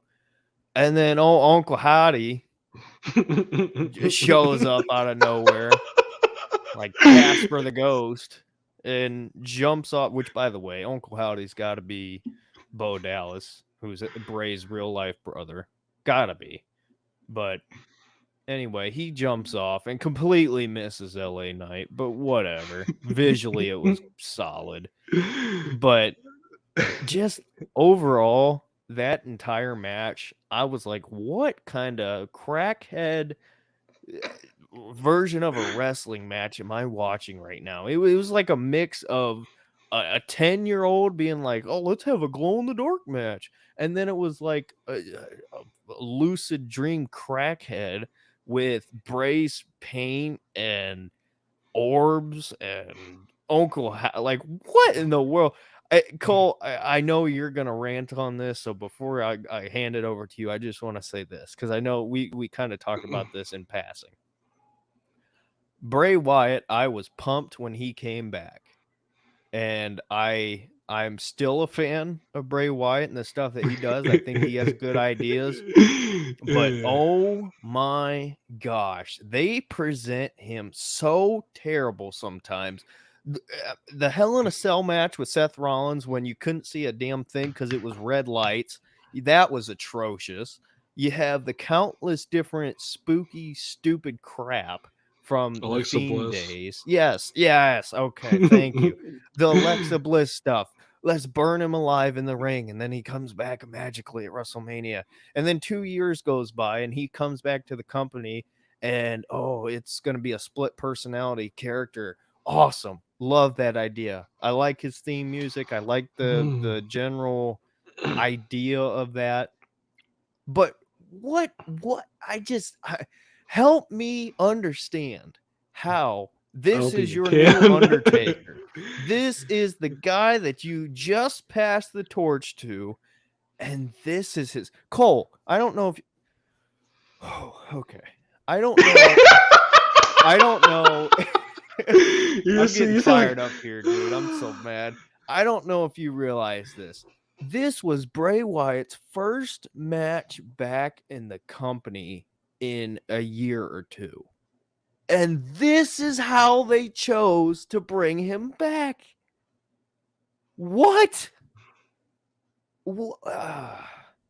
Okay, I'm going to shut up because I'm going to rant for the next hour if you don't start talking about this. So go ahead. Let me give my 30-minute promo in. All right.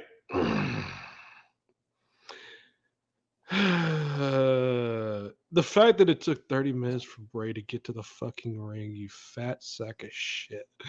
What in the fuck? The Mountain Dew lazy. Oh my god! They should have called this. And he had the red eyes. The face paint looked cool. I mean, it kind of reminded me of the Fiend, but that's about it. You just brought up something. The red eyes. I forgot to talk about that. Those contacts. Yeah, I know. Where did he get those? Because I'd like to borrow them. Hollywood. Yeah. I'd love to scare the crap out of some of my friends sometimes. So they do a little spot here and there, and then they break the announce table. And then when the announce table gets broken, all this green shit flies everywhere.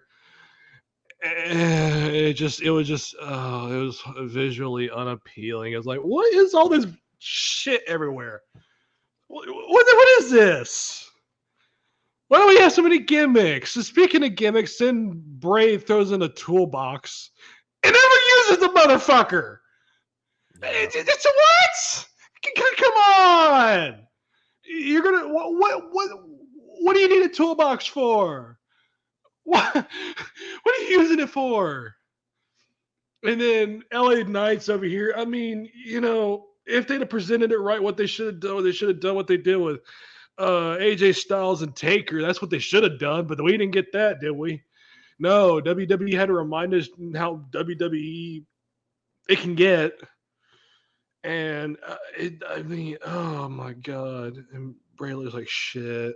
And LA Knight's over here trying to do whatever he can, and I mean, poor Eli Drake, they're just burying the motherfucker Oh, with you these mean crappy gimmicks. Really? real life dolls walking down the aisle? Oh my god, why can't you just let this guy be, Eli Drake? Why can't y'all just let him be that? Or, I mean, something simple and effective. You got to make him look like, all this and then put him up with this fat slob. I mean, I'm sorry, but Bray Wyatt, when I first heard that he came back, I was excited. But now I'm just like, man, get this motherfucker out of here. I don't want to see this shit. See, that's my thing though. I wonder how much of this is just promotional. Because the whole thing is the whole match was a gimmick match promoting Mountain Dew Pitch Black. Way. It was horrible. There's no way Bray Wyatt was like, "Oh, my first match back. This is what I want to do." There's no way. There's no way. All he did was just say yes and agree to it, like with LA Knight. I mean, just because they don't. I mean, they're afraid they're going to get fired again because Vince is back. Anyways, well, that's the only saving grace for me with Bray Wyatt is I can't blame him solely for this. I can't. That's my only saving grace, and he's not been great since he's come back. It's been very weird, but they're basically doing to him what they did, when he first left. They gimmicked the hell out of him and made him look like shit. Yeah, and pretty much. So, in the end, basically, LA Knight tried to beat up Bray Wyatt with a kendo stick and all that, and Bray Wyatt no-sold the whole thing. And then Wyatt performed a Sister Abigail on LA Knight to win the match. And then after that, Bray Wyatt put on some kind of mask. I don't know what he did. I kind of tuned out after that. And then LA Knight escapes, and Bray Wyatt's over chasing him, and he's trying to beat him up, and Wyatt's no selling. And then LA Knight's trying to keep running, and the next thing you know, of course, he said the mandible claw. And then of course the whole, and then Uncle Howdy. What? Uncle Howdy. What? Is he supposed to be like a pervert uncle that's always watching you? I don't know. That's the thing. It's like, who is this guy? And then Uncle Howdy's here. And I think Uncle Howdy needs to be a registered sex offender because that man, he's always watching. He's always around the corner. Right? Jeez. I mean, Uncle Howdy does this. I mean, he's supposed to hit LA Knight, but I mean, he completely misses him completely, and it just falls through the stage or whatever, and then flames start coming up everywhere. I'm like, and then all of a sudden, and to make matters worse, to end it all off, next thing you see is all the Firefly Funhouse characters show up in these. Oh my god! And believe me, folks, let me tell you something. If you thought that was hard to watch, the next match was just as hard too. So, and I sat through the whole damn thing, and I mean, man.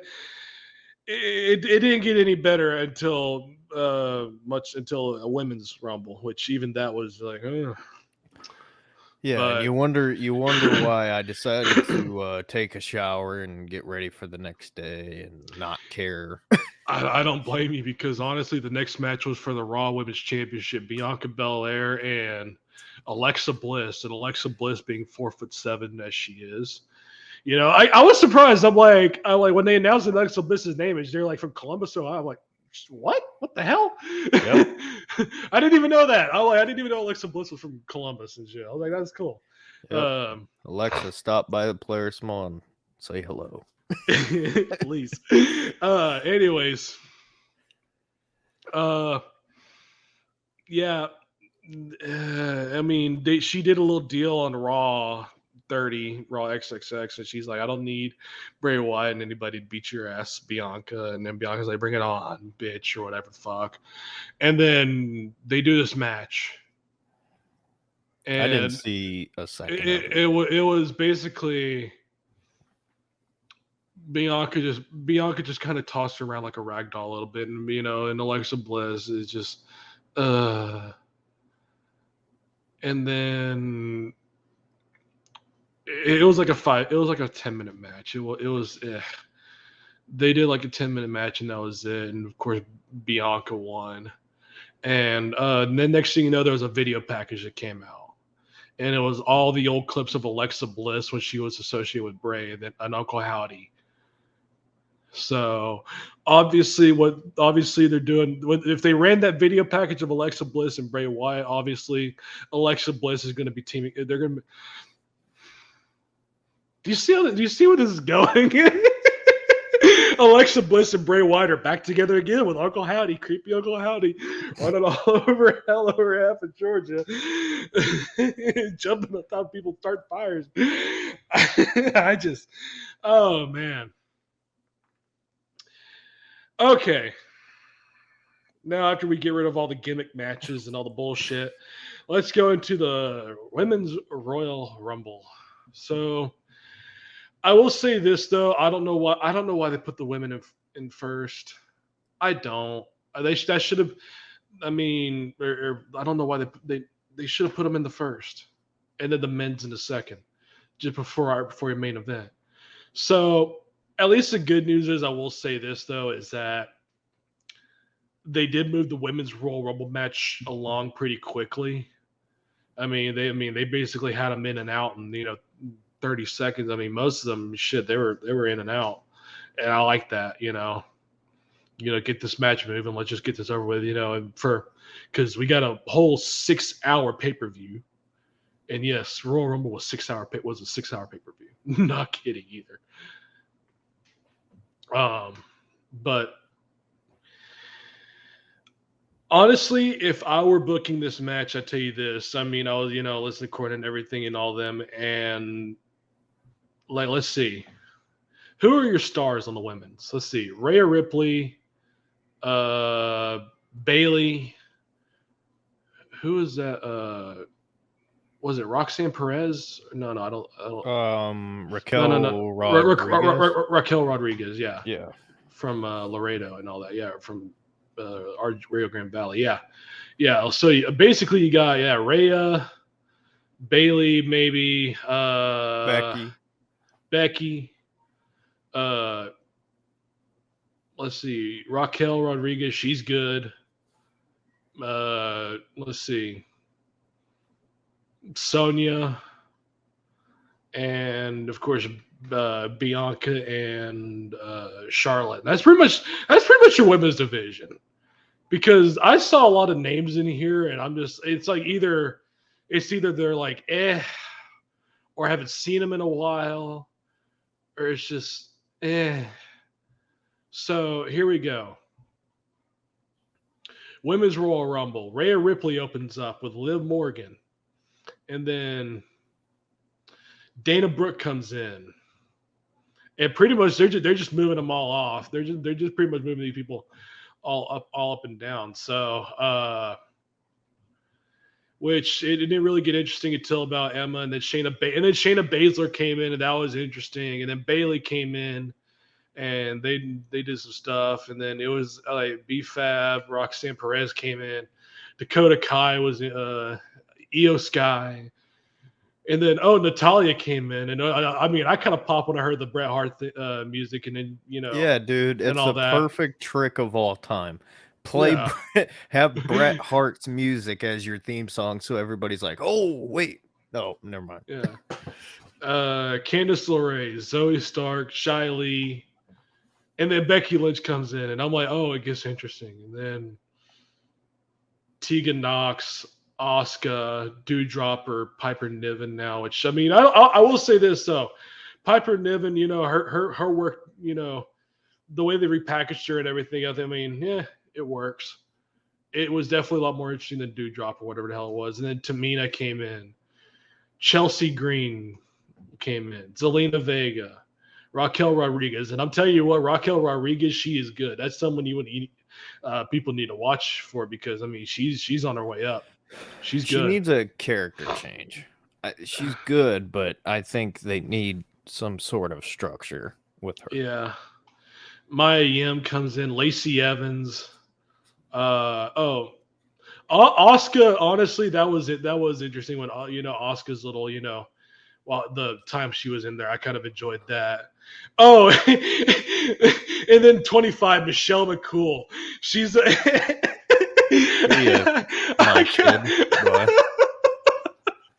No, that was I kind of died when I saw that. Like 25, Michelle McCool comes out and she's like, "Oh, I guess I got to handle business. Fuck it, we ball. Kids, hold my jacket."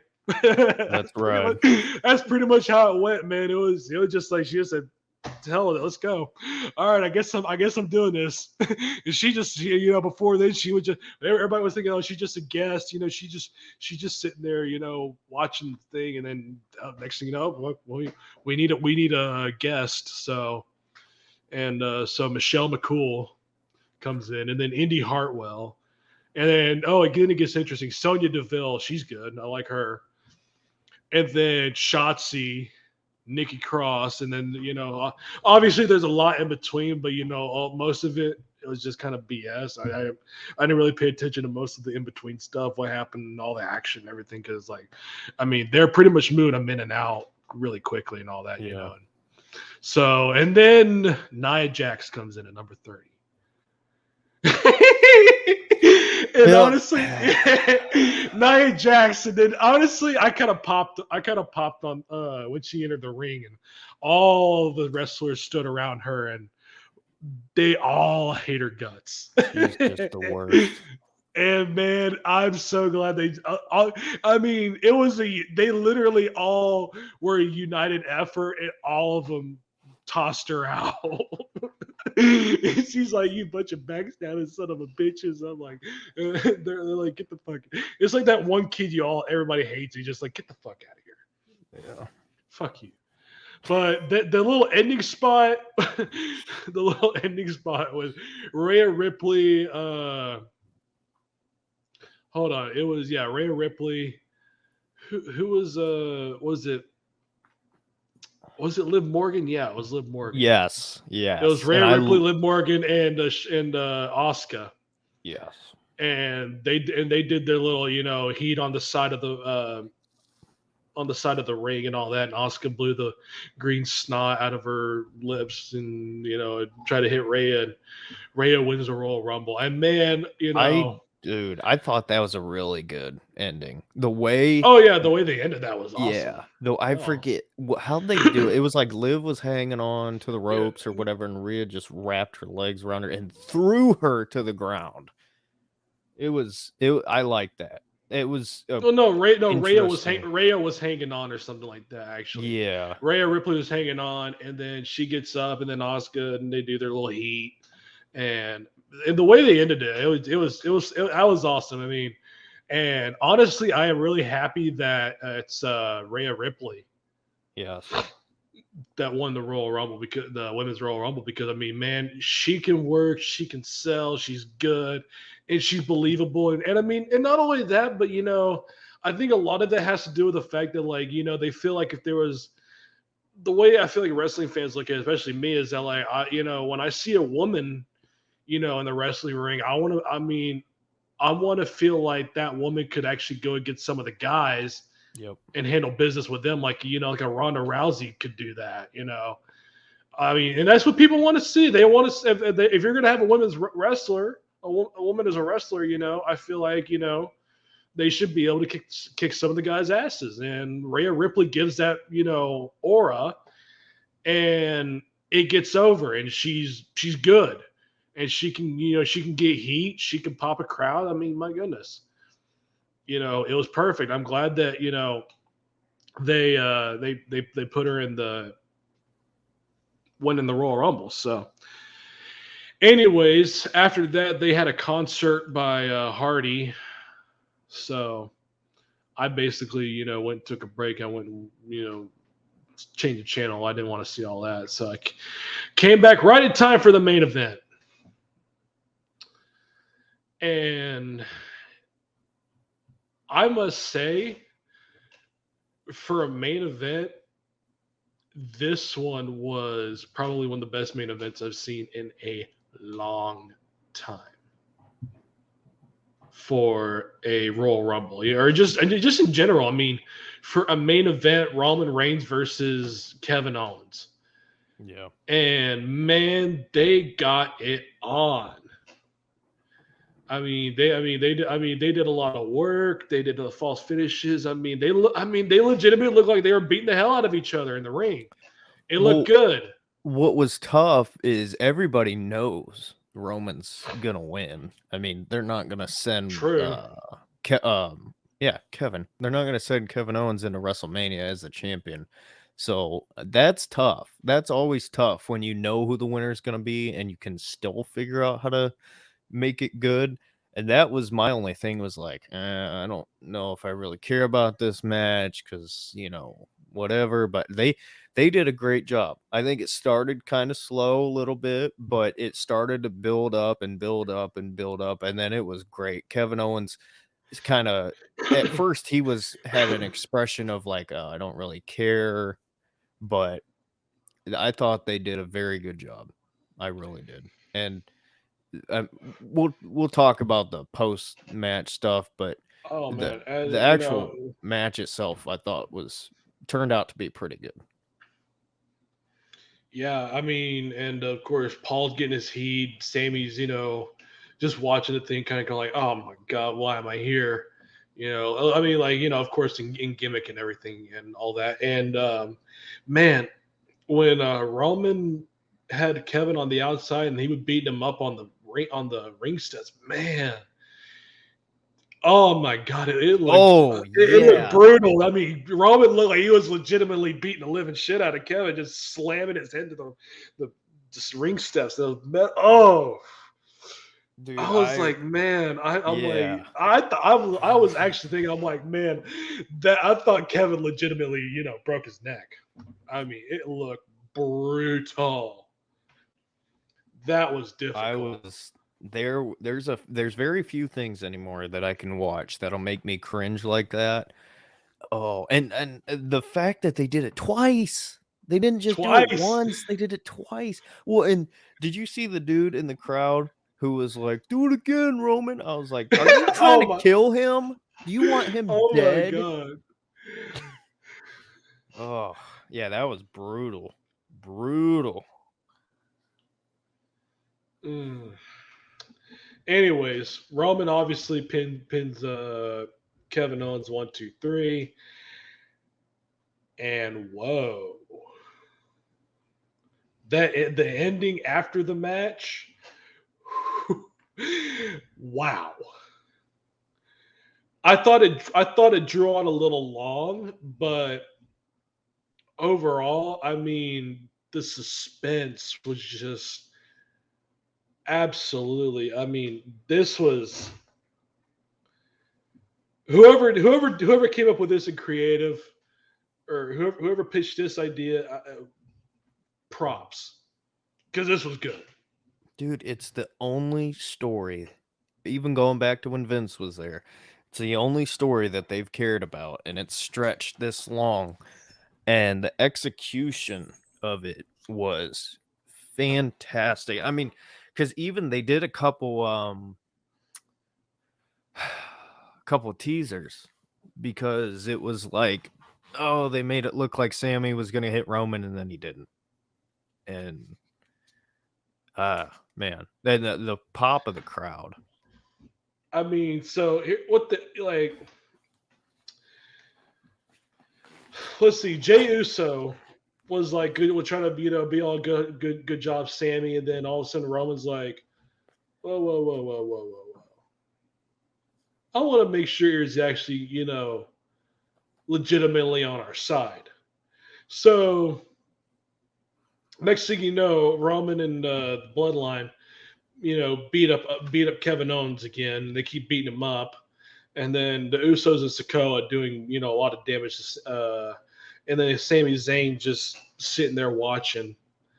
So next thing you know, Paul Heyman whips out a couple pairs of handcuffs uh, to Roman and the Usos, and they handcuff Kevin Owens to the ropes, his arms to the ropes and stuff. And then after that, the Usos are basically just beating the hell out of Kevin Owens, and then all of a sudden, Sammy just sitting there going, "Oh my god, I don't know what to do. That's oh my god." He's like, "What do I do?" And then Roman comes out with a chair, and he's about to hit Kevin, and Sammy's like, "Whoa, hey, don't you think he's had enough?" And Roman's looking at it like,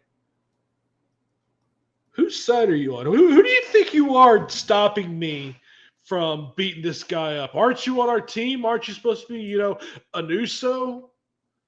Sammy Uso? What's going on here? You know what?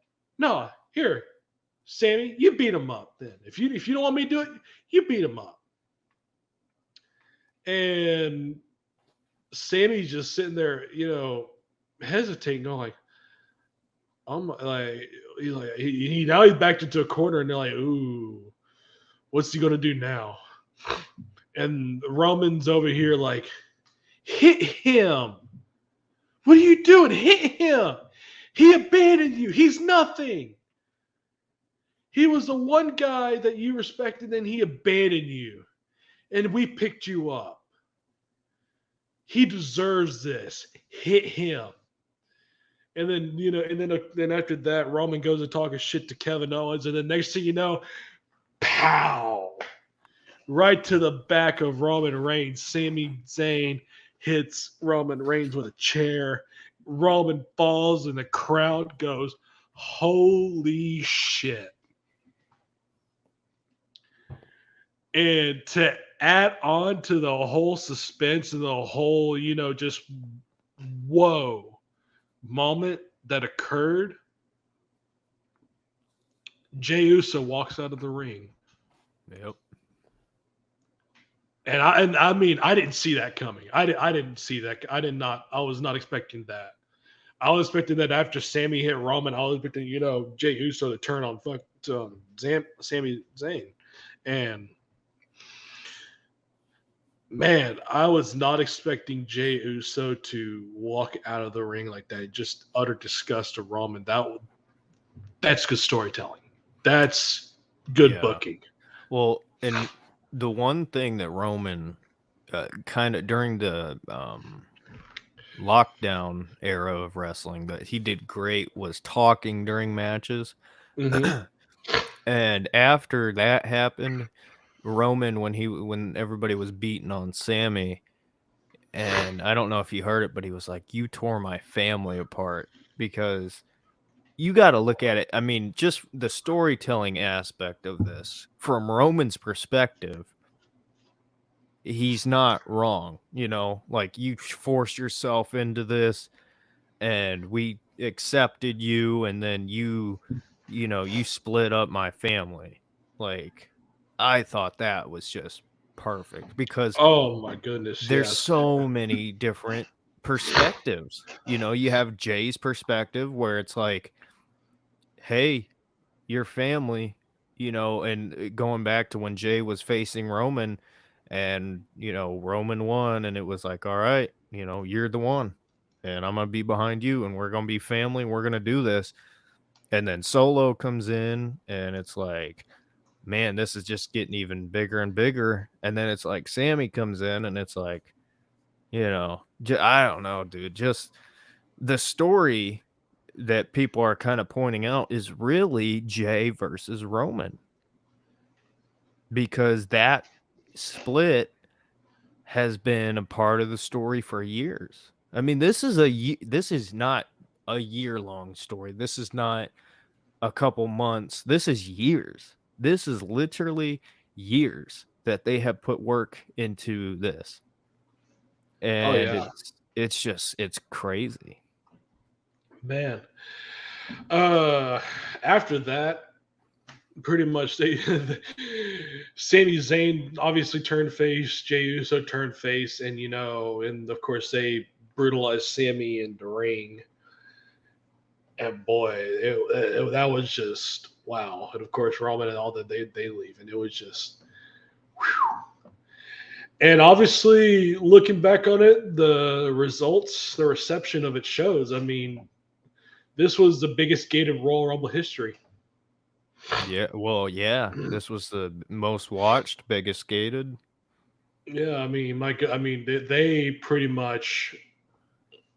I mean, they blew the roof off the Alamo Dome for that. That was awesome.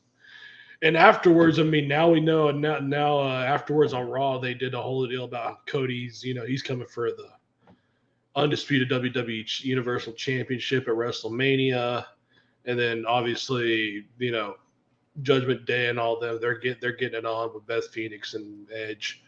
Sami Zayn versus Roman, it seems, at the Chamber, which at the elimination chamber. Yeah, will that's be coming good. up. And then they'll probably do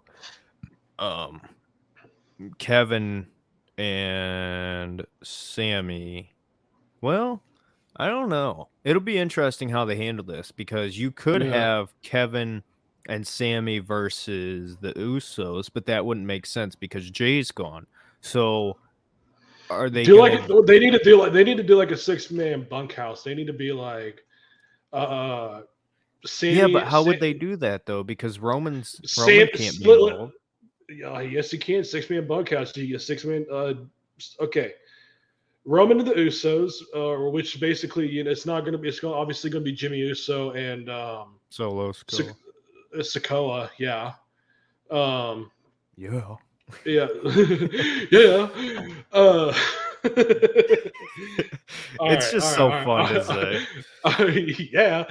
Anyways, yeah, Roman, Jimmy Uso, and Sikoa versus Kevin, Sammy, and Cody Rhodes.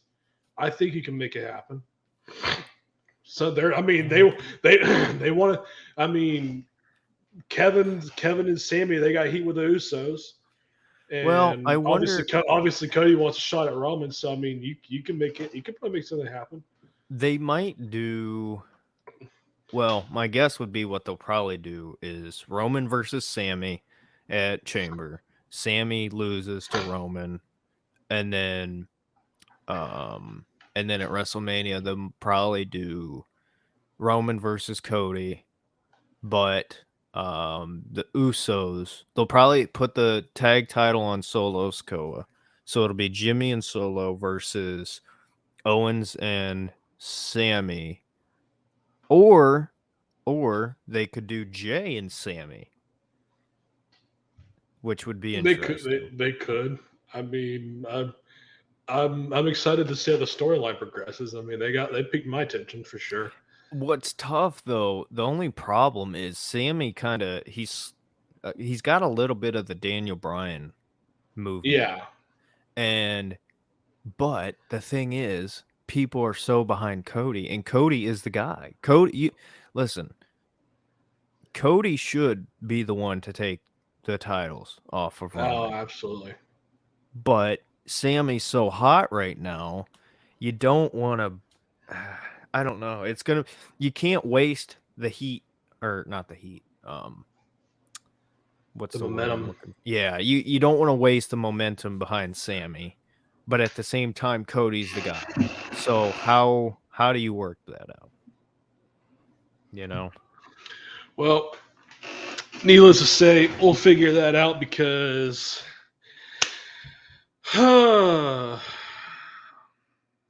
Vince is apparently deciding he wants to sell this son bitch. Yeah.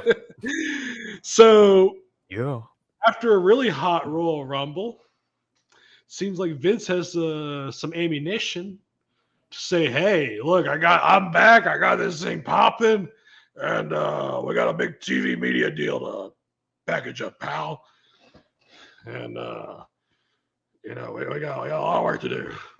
So the way Vince McMahon came back, he got 3 board members fired, and then the rest of the board were like, "Yep, he's in." I mean, Stephanie even quit. Yeah. Man. And not only that, but apparently Tony Khan's interested in Tony Khan's interested in buying out WWE and Vince sells. I don't know how. I Just don't. what? I'm like, Tony, you can't even run your own wrestling promotion. How that? What makes you think you're gonna be running WWE? You really? Come on now. I don't know Like, what's gonna happen with this sale because there was the reports on Saudi well, they got it all Arabia. hot now. There was Well, the reports on Saudi Arabia, and then there was backlash, and now they're not sold to Saudi Arabia, and I don't know. it's a clusterfuck. I mean, let's be honest, it's a clusterfuck, and Vince screwed it all up because, well, they got rid of Vince. Like, thank God he's gone, and the board published a deal saying don't bring him back because he's going to kill this whole fucking thing. And then Vince found out, oh wait, if I'd have just waited 3 more months, I'd have escaped this whole damn thing. All this nonsense, and sure enough, because Vince is 89% majority owner. He's just like, fuck it, I'm back. And he could do that because he's got all the power. Nobody can override him. Nobody can, do anything to Vince. I mean, Vince literally, as far as anybody's concerned, like the only way you're taking out Vince McMahon is if he's in a body bag because he Dude, is not letting go of company. Period. he's End of the story. emperor. For anybody He who's a is the Star emperor, Wars yeah. fan, he's literally the emperor, right? The emperor rose to power, manipulated everybody, everything went terrible, and then he's dead. Oh, psych, he's actually back. Like that's literally what this Vince stuff is. It's like, well, everything was bad with Vince. Oh, Vince is gone and things are good. Well, guess what? He's back. So, I mean, it's just my goodness, like, and what a way to come back too. It's like, I well, don't care. This what is a way my to company. what a come back. He just said, "Fuck you." He fired off 3 board. Well, he forced 3 board members to resign, pretty much. I mean, well, he fired them, Yeah. And then Stephanie quit in protest. She's like, "What the hell?" Well, What the- I thought Stephanie quit because of Saudi Arabia. I think that's why she quit actually because they're like because I mean Because they can't have because female leadership. they were saying that like Vince is going to sell to Saudi Arabia. And that was the first thing that came out in the news. It was like Yeah. Vince is selling to Saudi Arabia, and all of a sudden Stephanie resigns in protest, and all this, all hell breaks loose, and it's just now the whole thing's in limbo, and it's a mess. And now Tony Khan's saying, "Well, if you sell it, let me know. I'll buy it with Daddy's money." Even though Tony can't. AEW, Whatever. AEW right now. I follow the AEW botches account, and the one thing I keep seeing all the time is how AEW has these empty ass arenas for what is it? Yeah, Dynamite. I mean, oh my goodness. Rampage. They're still doing Rampage is Rampage. they're still doing Rampage. Well, I mean, apparently somehow Dynamite's getting good ratings. I mean, now they're in the millions. Now they're getting like 1 million average. Oh, are they? And yeah. I Well, and couldn't even especially tell you who's the champion right now. and I it's have no idea. I couldn't tell you either because Tony Khan's got the whole thing, Oh, never messed mind. I up. know it's MJF. That's Oh, why. that's right. Yeah. Well, Well, no wonder the ratings are popping. yeah. Well, then again, I haven't paid any attention to it. I mean, I watched that one AEW episode with CM Punk and whoever he was wrestling, and after watching CM Punk just absolutely just get just that horrible match, they've lost me, But though I did see a little bit of AEW the other night, and it was when they did the whole Jay Briscoe tribute and with Jay Lethal match, and it was good. Jay Lethal. The one time we could break character and everything because Jay Lethal's a heel, so Jay Lethal got to break character and show tribute. They did a good match, and it got all these good ratings and everything, which is, AEW could use some good ratings, but it just, man. Well, it was the first time. Was it? This is gonna sound terrible, but which of the brothers died? The Briscoes. It was Jay. Jay died. Jay died. Jay passed away. So I keep thinking it's not Jimmy Briscoe. What's his brother's name? I was. Let me. That's why I got Wikipedia pulled up here. I can cheat. Briscoe brothers. It was Mark Briscoe. Mark Briscoe. Okay. So anyway, my point with that was this was the first time that a Briscoe was on AEW TV. And I just want to make this point. All right, listen. Obviously, it is atrocious what happened with Jay Briscoe. Um, you know, drunk driving incident. Man lost his life. I can't remember if more people did or not, but point being, and also I was recently in an accident. Nothing big, but still, it's Slip and like, slide. yeah, it's like, man, just something like that small can go wrong and take life away from you. It's like, man, and I, I don't know how to say this because I'm not blame. It's gonna sound like I'm blaming Tony Khan, but I'm not. Um, it's a shame that the Briscoe brothers were never on AEW TV and or in the WWE because they were killing it for a long, long, long time. And I remember Ring of Honor used to come on TV um on one of the smaller channels. Saturday night on Yes. a Sinclair station, which down Super here, late at yeah, night. And I like remember 11 o'clock at Saturday night. That's when it came yeah. on. Well, and I remember just being, a lot younger than I am now, obviously. And I remember watching Adam Cole early on in Ring of Honor. I remember what like guys like that. And the Briscoes were one of the tag teams that I was like, man, that's a cool tag team. And I was, we've seen guys from Ring of Honor, Jay Lethal, Kevin Owens, Sami Zayn, Rollins. Like we've seen a lot of ROH guys, Daniel Bryan, Punk, Samoa Joe. Like there's just a countless number of guys who have come out of that company and have been on the biggest stages, have done a lot of great things. The fact that the Briscoe brothers never really, got to that next level is sad. And obviously, there's nothing Tony Khan could have done to know that this was going to happen. So that's what I mean when I say I'm not blaming Tony, but it's just a shame to me that such a great career and run with them too, never sparked into what I think it could have. And, now he's gone and it's good to see because the WWE even allowed tributes. Kevin Owens came out with a J armband, and it's just I hate to see that wasted talent. Okay, I shouldn't say wasted, because they did a lot of great stuff, but there's just certain people who should see the next level and should be elevated and should be because listen, the Briscoe brothers are a lot better than 99% of the tag teams that we've seen in AEW, 99% of the tag teams we've seen in the WWE.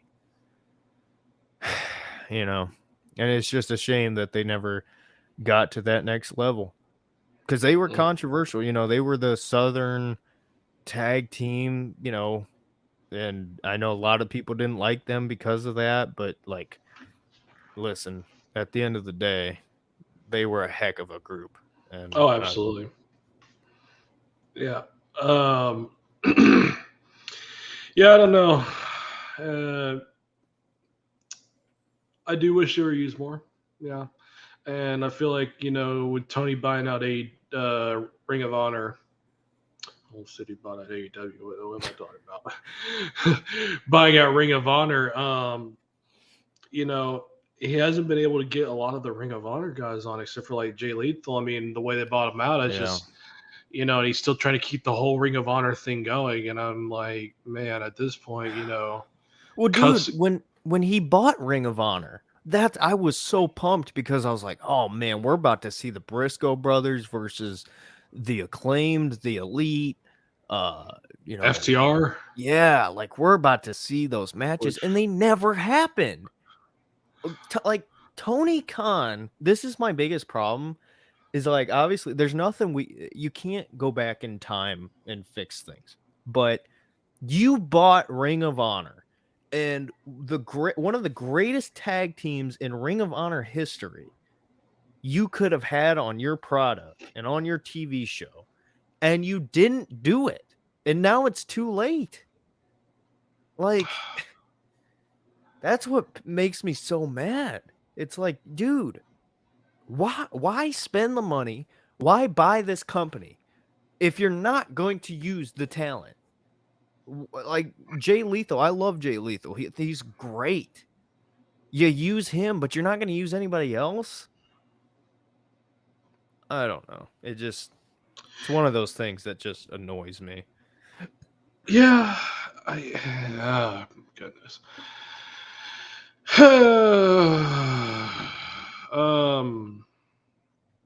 think I was going to go on a rant about Tony Khan or something, but I blacked out. Which I mean, go plenty of rants about Tony Khan. Oh no, this is what I wanted to talk about. Speaking of FTR, apparently their contract's up in April and they've asked for time off, and I get the sneaky suspicion they might be looking for their release. Interesting. Yeah, FTR takes it. FTR, their contract's up in April. They said they want some time off. Man, if they lose FTR, they ain't gonna have nobody for tag teams. Gee, I don't know. It's tough because if you're the FTR, what do you do? Because yeah. it's like, Well, who yeah, are they going? Who are they going after? Who are they? What angle are they doing? Oh yeah, well I forgot. It's AEW. They don't have angles. They just have cold yeah. matches in empty arenas with bad lighting and bad commentary. Well, And the problem is though, okay, do they go back to WWE? What are they going to do? Because sure, Triple H is in charge now, but Vince could be coming back. I mean, that's if I were FTR, I feel like that it might be a risk worth taking, but I don't know. It's uncertain times. Now Vince wasn't there. Obviously, FTR they should be they need to be on their way out. But I guess we'll have to find out just how much control, how much influence over things is Vince going to exert.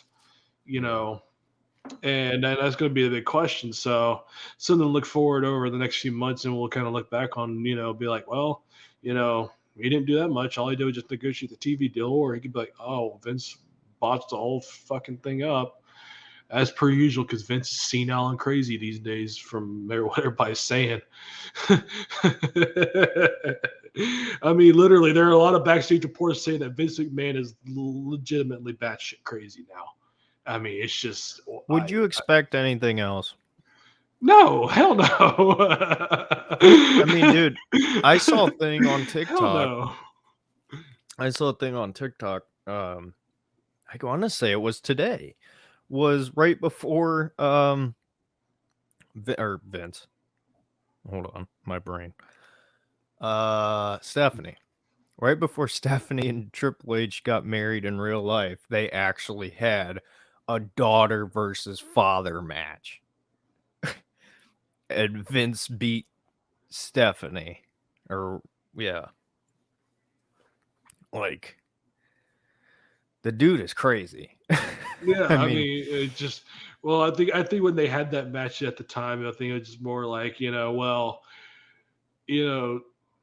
wasn't that around like 2002 or something like that, or yeah, like very yeah, early. okay, like 2003, yeah, that was about the time when creative was kind of going down the tubes, so Just wild.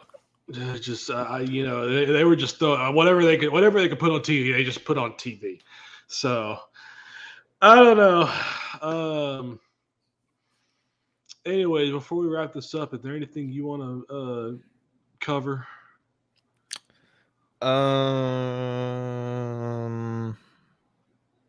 trying to think. I thought there was something, but it's escaping my brain right now.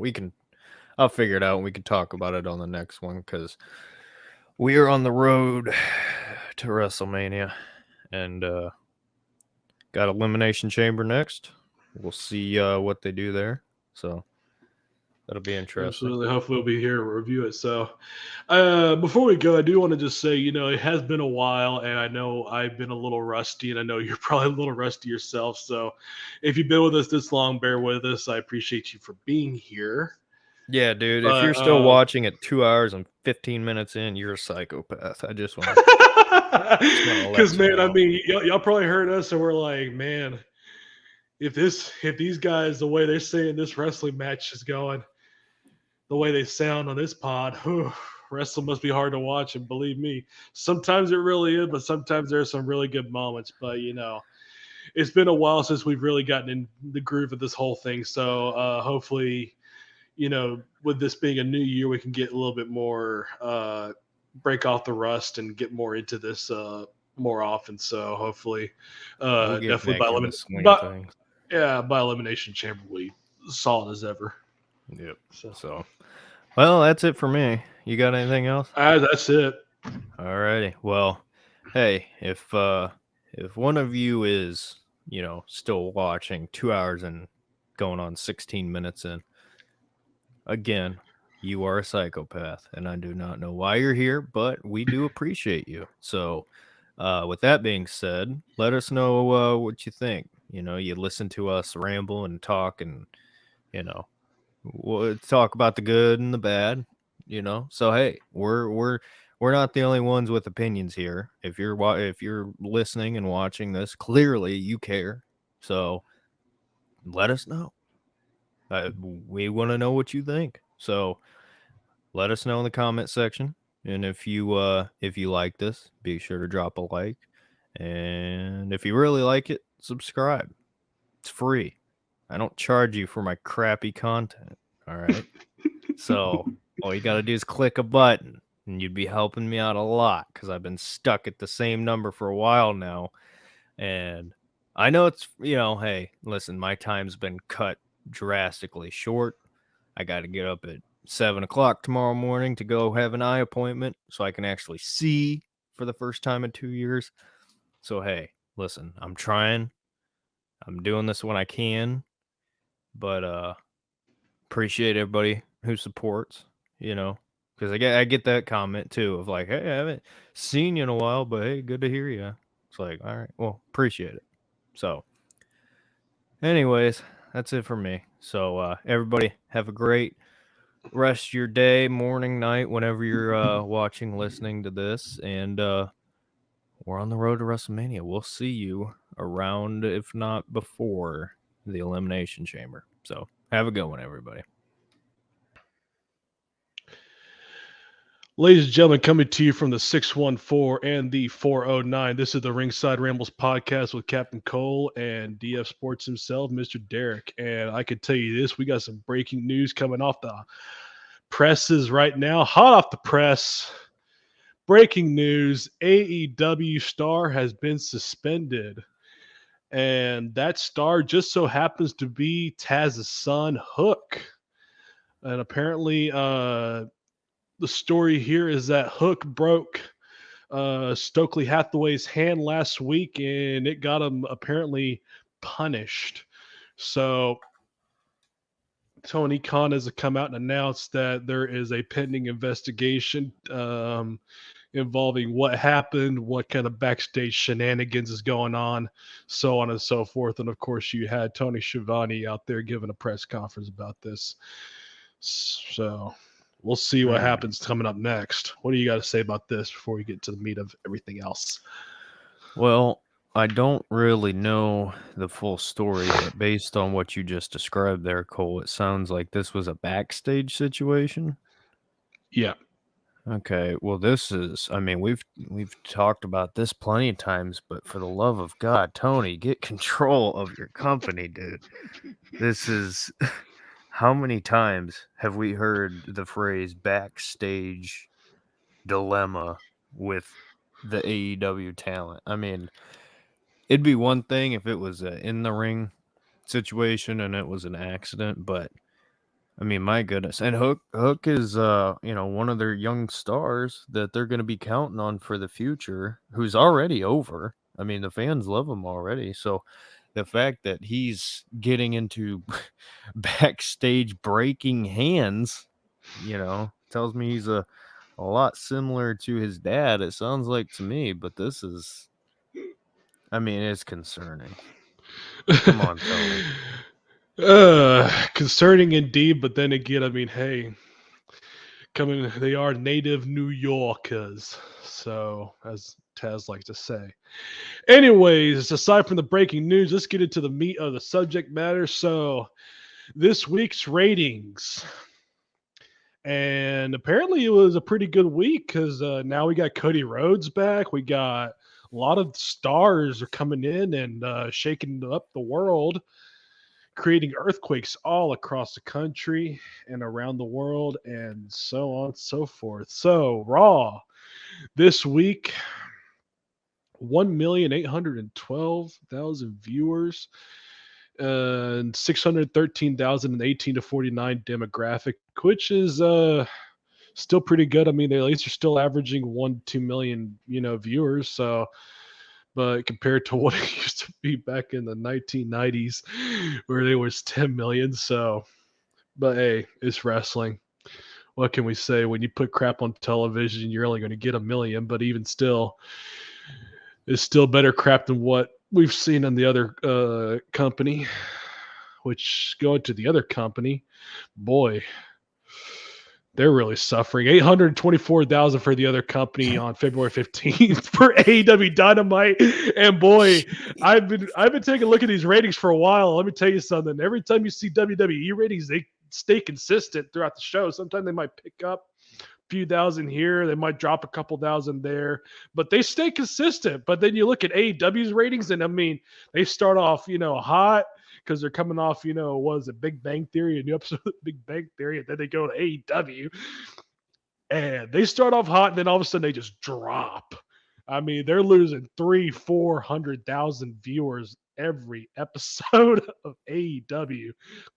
So, what do you guys say about that? How WWE can keep consistent ratings, but AEW they can't hold ratings if it meant to save their life.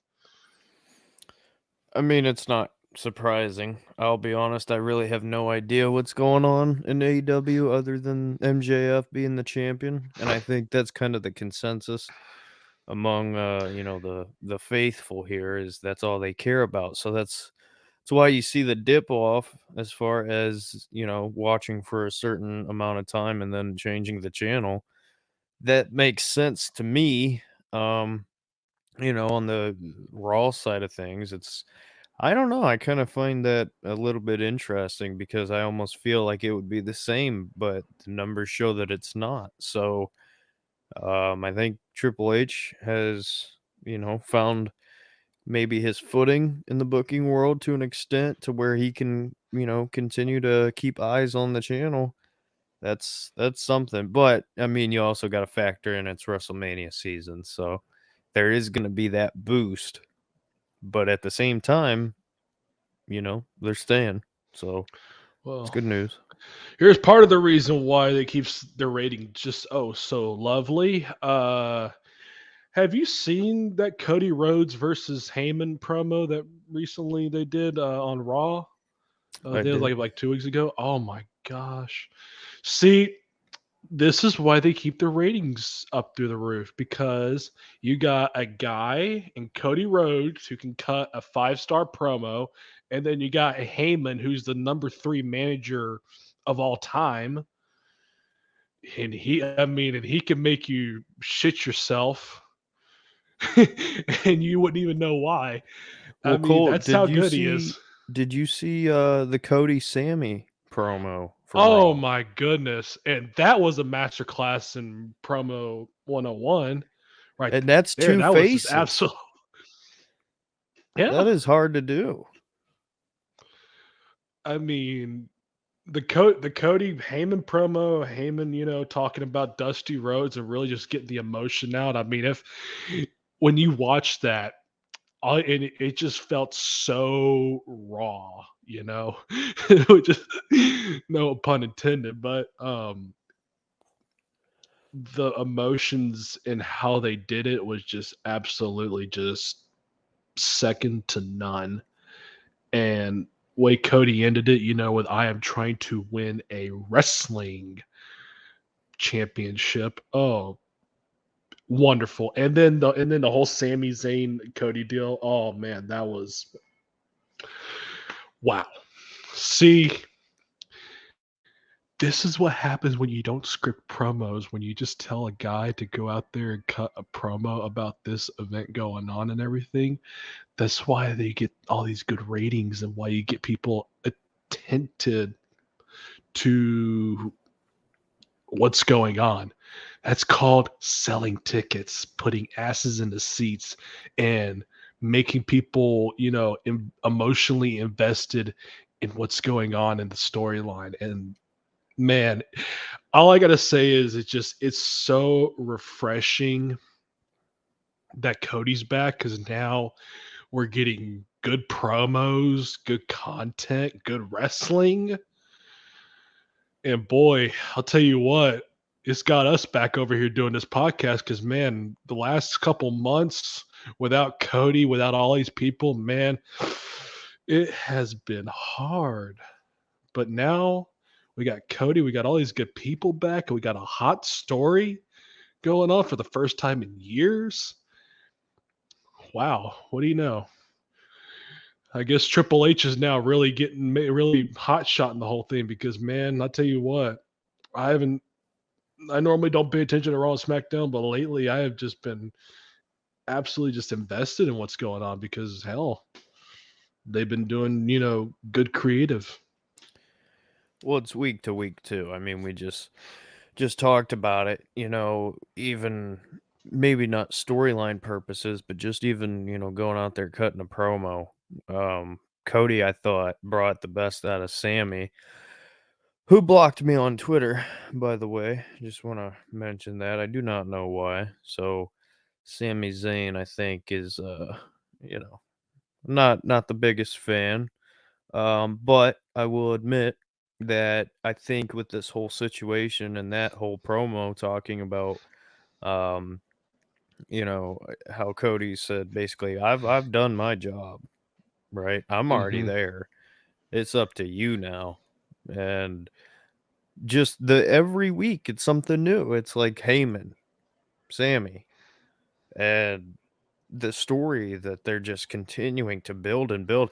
Cole, it's pretty impressive because we haven't seen week to week fresh storytelling in a long time. I mean, I can't Yeah. remember the last time it was something new because it's not like it's the same thing over and over.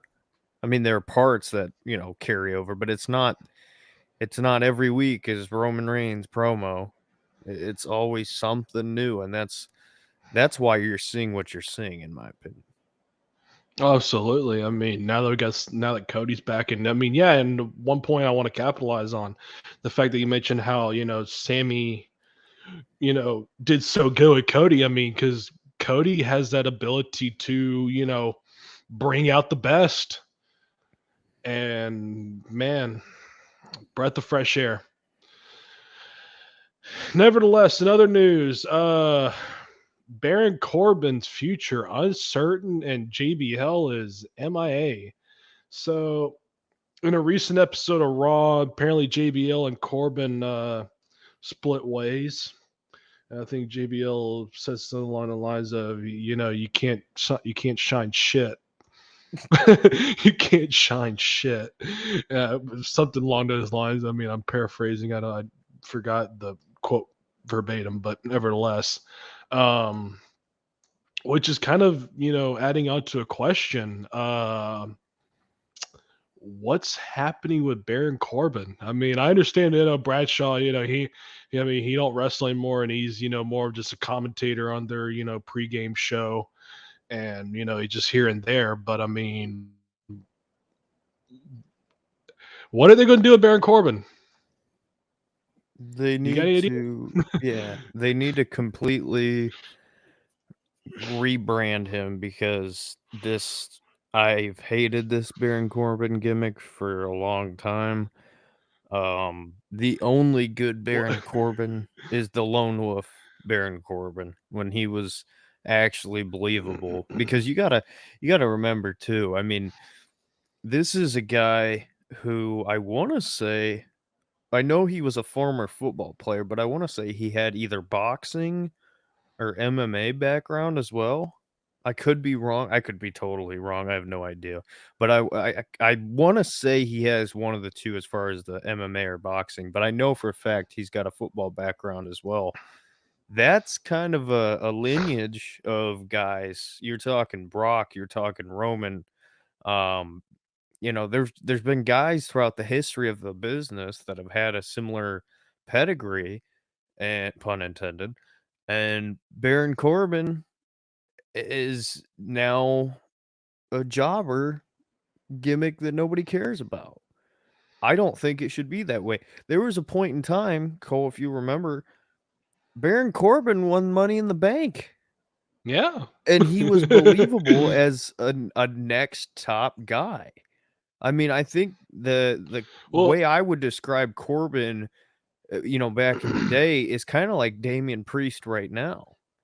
And it's right. like you're wasting talent. So for Corbin, you ask what would I do? Send him home. Send him home. Let him get stronger because I think that's another issue is he's not physically imposing enough. He's String tall, but bean. he's not strong. Have him get in the gym, come up with some ideas and bring him back and do stuff for him. It's just it sucks because that's a character I like. He's got a lot of really good parts to his character. I think in the ring when he wants to be good, he can be very good. But you can't do anything in this bubble that he's been put in. Yeah. Oh man, how I miss the territory days where you could just tell somebody, "Hey, I ain't got no work for you. Go to Crockett. If you're in Memphis, go to Bill Watts or something.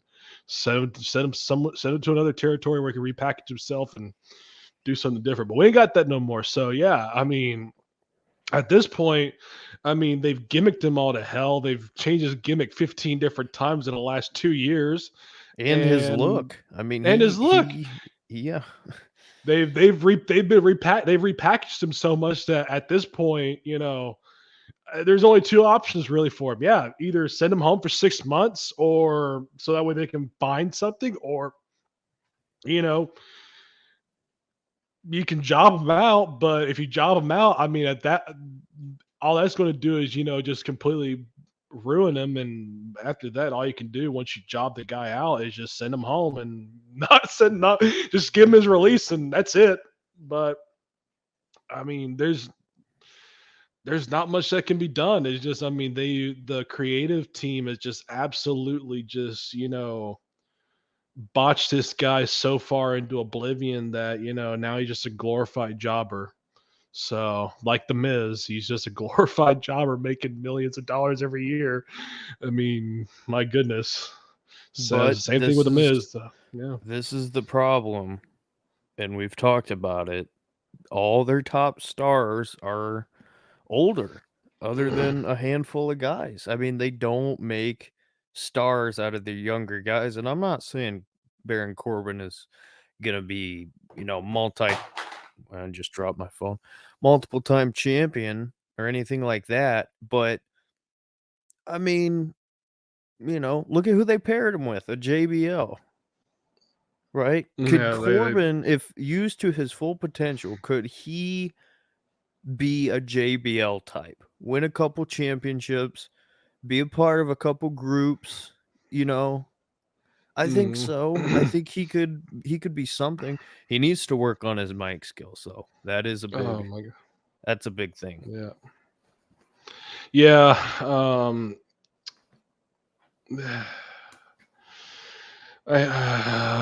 Waste of talent.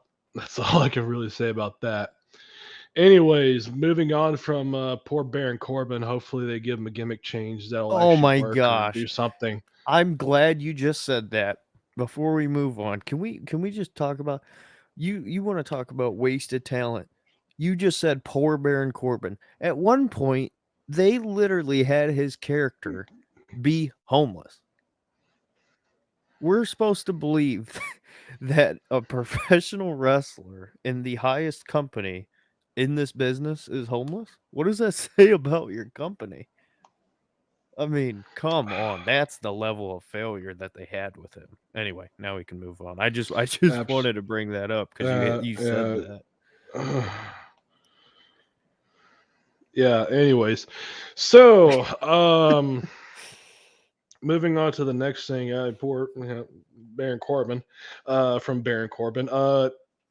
You probably I don't know if anyone saw, or I mean, I wasn't able to watch it, but the SmackDown before Elimination Chamber. You probably noticed something a little interesting when Roman came out. There wasn't any Usos. No Usos. Well, after doing a little bit of my wonderful research and digging, here is why. Um, so obviously we know they defeated Ricochet and Braun Strowman for the SmackDown Tag Team Championship, of course. And then the whole Sami Zayn met Jay backstage, and this was on a previous SmackDown, I believe, before the last one. And they did all that. Well,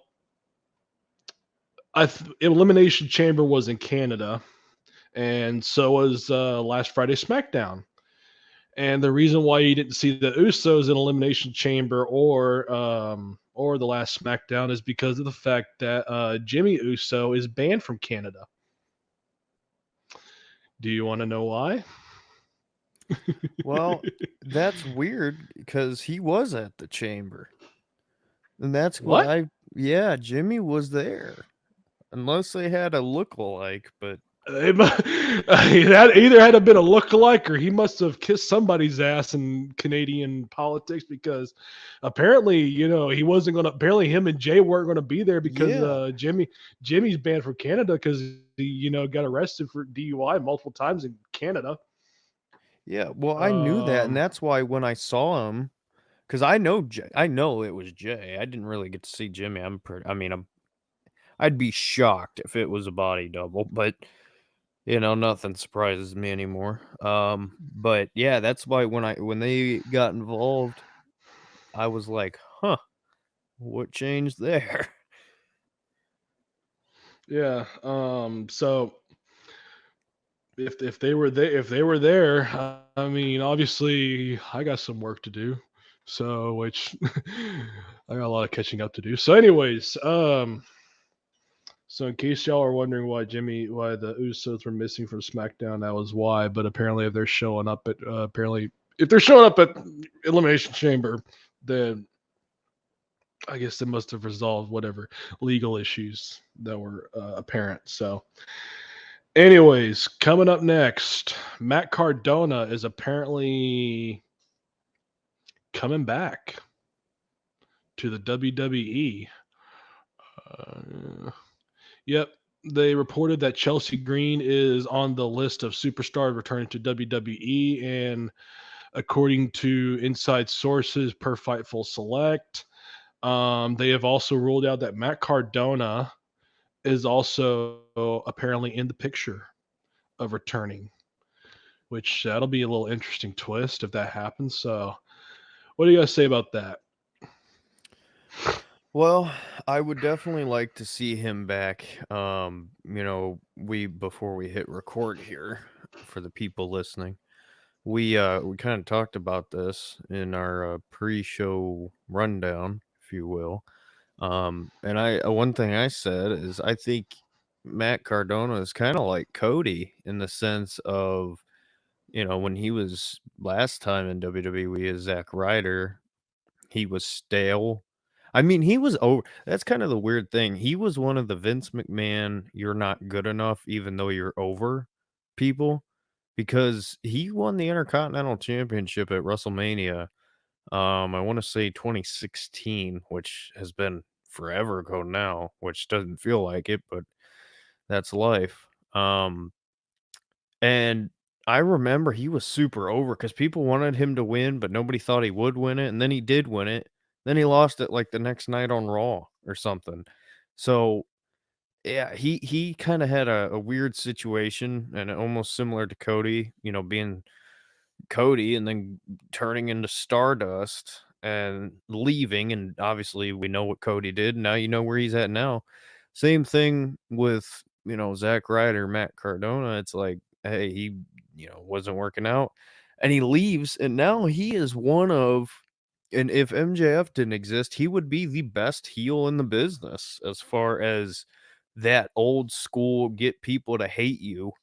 I mean, MJF and Matt Cardona are probably 1 and 2 as far as realism hate, because there's people who would throw their drink at MJF. There's people who would throw their drink at Cardona. So, I think the WWE should bring him back. I think it would be a massive massive deal because to some people he would just be Zack Ryder, and to the people who know, he would be Matt Cardona. And similar to Cody, we have learned that a big portion of the fan base doesn't just watch the WWE. They might not be watching the other programs weekly, but they're checking things out and they see the clips on Twitter and TikTok. So people know what's going on, believe it or not. So I think it would be a massive thing. And if he were to come back with is it Chelsea Green, his girlfriend or wife? Would you say? Chelsea Green, I believe. Oh, let me pull this back up. I guess I tracked on this. She is actually his wife. Okay. So yeah, if they were able to pull those two and get them both back, um, that would be huge because, boy, you talk about a big, big, big power move from Tony Khan. If you had two of the best heels in the business in the same company, that would be massive. So, to counteract that, if the WWE were able to not just pull him, but also her, that's huge as well. So, I mean, I guess to answer your question, I would love it, simply to Yeah. put. Hey. Hopefully he's not cannon fodder, and hopefully they actually do something, reasonably good for him. So we'll see. Anyways, now little pre WrestleMania news coming up. I'm sure there's gonna be more to follow once we get the Elimination Chamber review in. But currently, right now, WrestleMania 39. We have two matches at the moment: Roman Reigns versus Cody Rhodes for the undisputed World Wrestling Federation. I'm sorry, WWE Universal Championship. I wish it was WWF, and the SmackDown Women's Championship match: Charlotte Flair versus Rhea Ripley. Um, I will say this though, according to this article, we have no plans for three people, which are three people that we could probably, well, two of them. The third one, I don't know, but we've been missing two people for a while. Randy Orton, Hmm. he's out with a back injury. AJ Styles, he's out with a broken ankle. And I think Big E is. I don't think he's coming back anytime soon after he snapped He his got neck in a million spiked on pieces. his neck. Yeah. Yeah, his neck's shattered, so he ain't coming back anytime soon. I think he's just a He might public be done for relations guy good. Yeah. at this point. Yeah, and Unfortunately. Matt Riddle, because But apparently Matt Riddle's also another person they have no plans for. RK Bro, because Matt Riddle can't pass a piss test. Imagine that you gimmick this guy to be a stoner and literally get almost like stoned. he actually is. He is. So RK Bro is going to be MIA, and AJ Styles is well. he's got a broken foot, so I don't think he'll be back anytime soon either. Yeah. Also at WrestleMania 39, we have apparently going to be looking at a Hell in a Cell match. Yeah, that's interesting. So, um, let's see. Blah, blah, blah, blah, blah, blah, blah, blah. Let's see. We're going to be having Brood Edge versus Finn Balor Hell in a Cell, possibly. That's being reported. So we'll see.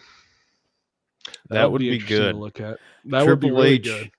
Triple H, they talked to him about, getting rid of the Hell in a Cell pay-per-view, and he talked about bringing it back more so as the final straw in a feud, and this is that. So this is him standing on his word, as far as Big big making baby it a face big blow deal. off. Yeah. Yeah.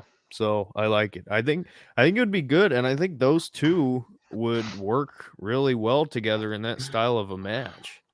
I think Oh, that would be nice. absolutely. Yeah, I'd love to see some blood and guts for once, rather than the staleness that we got in current WWE. Which, nevertheless, more WWE news. Nick Khan did an interview on CNBC the other a little few weeks ago, and discussing the sale ideas. And from what we know, um, according to Nick Khan, he said that the sale process would last about 3 months. And Nick Khan has also mentioned that Vince McMahon has told the board that he is 100% open to sale transactions, and where he has no role in the company moving forward if the company were to sell off. He said he is ready to hang up the hat, which I find Yeah. honestly to be very, very, very, very funny because of the fact that, they got rid of him. Stephanie took over, and we were thinking, well, Vince is 77 years old, or however old he is. I don't know. He's a fossil. And they were saying apparently backstage before he got booted off was that Vince McMahon was going crazy. He was rambling all incoherently, and some of his promos backstage were just talking crazily and reckless to all the wrestlers and corporate people. And then he'd go on, do a promo, and talk crazily and recklessly to America. And we thought he was done, but apparently, I guess Vince said, "No, I don't think so. I'm not going anywhere, pal." And gets rid of Stephanie, gets rid of 3 board members. We want to say, I mean, they quote unquote resign, but we really know what happened. They got their ass fired, and Stephanie said, "To hell with you," so on and so forth. And now Vince is back running the company. And I'll be honest with you, even if they sell, I think that's total bullshit. Vince saying that he will step down if they sell. No, he's not. Vince McMahon is going to die the CEO of the World Wrestling Entertainment. I'm telling you right now, there is no chance in hell that he is going anywhere. Sell or no sell, he is there till he drops dead. What if that's 95 years old, so be it. Vince McMahon is going to be there until he can know, until he pretty Yeah. much he is He's there till he and can't. even when he drops dead. Oh no, he'll be there, even when he can't. He'll have some, like, I'm telling you right now, Vince McMahon will be 95 years old. He's going to have somebody wheel his ass into Titan Tower or whatever building they move into, because I know they said they want to get rid of Titan Tower, but nevertheless, I mean, he's going to have somebody wheel him into his office every day if he has to. And even when he drops dead, I'm telling you right now, his casket is going to rot in his office. That is how this is going to end. I'm telling you right now. I'm calling it. Vince McMahon ain't going nowhere. He will be there in spirit to haunt everybody if he has to. But that man will not go anywhere, dead or alive. Period. In the story. That's Yeah. it.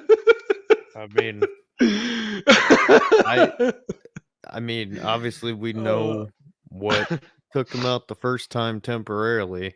That's pretty. That would take out anybody else in America. And to Vince, it was just a couple month break. It was just a short vacation. He just went on vacation. That was it. Well, anyways, apparently Vince McMahon did come out with a number for WWE. And that number just so happens to be $9 billion. So anybody that's got $9 billion, hey, Vince McMahon is ready to sell. All right. I will be That's making his a number, 9 billion, call nine next billion, week. $9 billion. Yeah, we might be putting a bid in for that. We'll see. Hey, listen, if every if every subscriber wants to donate, let's see. I don't even know what I'm at numbers wise, but if every one of you wants to donate a couple 100,000, we can get close. couple hundred million, really. Yeah. Well, oh yeah, that's a good point. I was thinking A couple million, not hundred billion. million. Yeah. If by Yeah, any chance 1,000, all man. of you We're are way off. billionaires and you want to donate a couple 100 million, let's get this done. We can own the Hey, WWE. we'll own it. We'll book it. We'll do it all. I'm telling you, it'll be a hell of a lot better because we'll be juicing it up every week. First National thing I'm TV. doing, bringing back steroids. No, I'm just kidding. Yeah, we need Scott Steiner to start juicing up again. But anyways, No, you know what the plan is. We're mhm. gonna shoot up Ric Flair, with a bunch of stem cells, get his body remade, and then we're gonna shoot him up with steroids, and we're just gonna have the return of Ric Flair like he's the Emperor in Star Wars. Oh my God, yes. No, what I The want to see ultimate is heel. I want to get Jim Cornette to be the general manager. I want to get James E to be the manager, the general manager of Raw or whatever. That would take a That'll lot of time. well, not all. I mean, if that ever happens, man, that'll be like hell froze over in the wrestling business. Yeah, Literally. that'll be so tasteful. Anyway, going from tasteful to tasteless, Seth Rollins.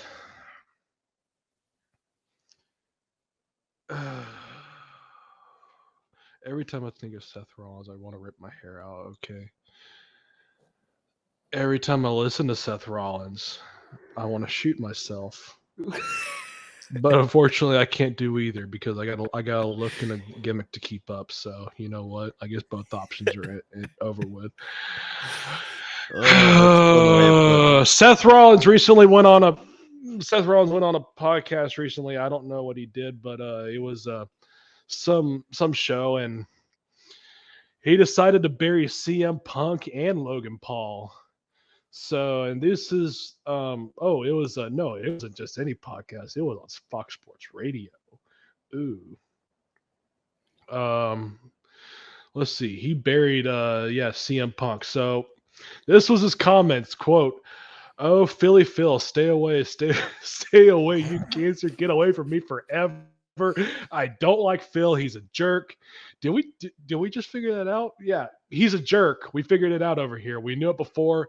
I don't want him back. Go do something else. Bye bye. See you later. And then he goes on to say, "Oh well, I don't need to repeat myself. What I said about Chicago Phil in an interview, but I'm sure if you need to, you can Google it." Look, the bottom line is the same thing as with Logan Paul. We'll get into Logan Paul's comments here in just Seth Rollins said about Logan Paul. Punk and Logan Paul are two different personalities, but they're both selfish as it comes. And if you're not going to help, then I don't want you to be part of our industry. I don't want you to be a part of our company, and that's all there is to that. And here's the thing I will say. One thing about Punk, and to end it on a positive note with him, that guy has given my career so much that it pains me to have to say bad things about him because he helped me out. He really did. What a He's a really weird good guy for me. way. Oh my gosh.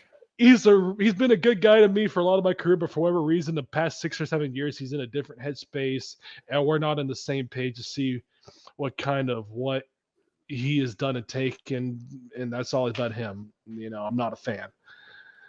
There's a place for him, man. He's got a lot to give. I just wish his head was in a different spot. And then his comments about Logan Paul are just as tasteless too.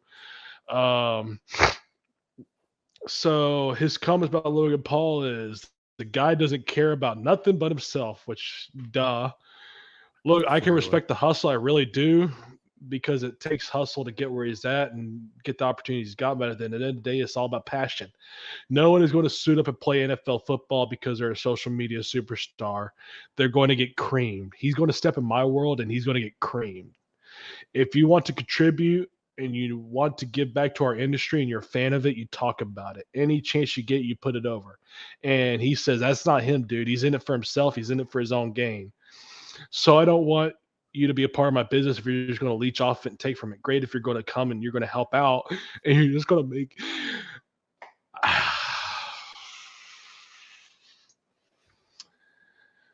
Okay, let's just stop there. Let's just stop because I'm this close to actually getting in my car and beating the living shit out of fucking Seth Rollins. Let's just stop. Okay. He's over here. I mean, he's over here burying CM Punk, even though CM Punk is a guy that kickstarted his career, and he's burying him. And then he's going on about Logan Paul, saying that Logan Paul cares about himself. No shit, motherfucker. Yeah, he cares about himself, but damn it, have you not seen him wrestle? This guy can work his ass off. And not only that, but he can cut a promo. Oh, and not to mention, but he can get real heat. People want to see him get his butt kicked. Yeah. And guess what? Hello, in case you forgot, this is the wrestling business where everybody wants to see a babyface kick the heel's ass. That's what put asses in the seats to begin with. And he's over here saying Logan Paul is in it for himself and CM Punk stay away, even though you're the one that kickstarted my career, but get the hell out of here.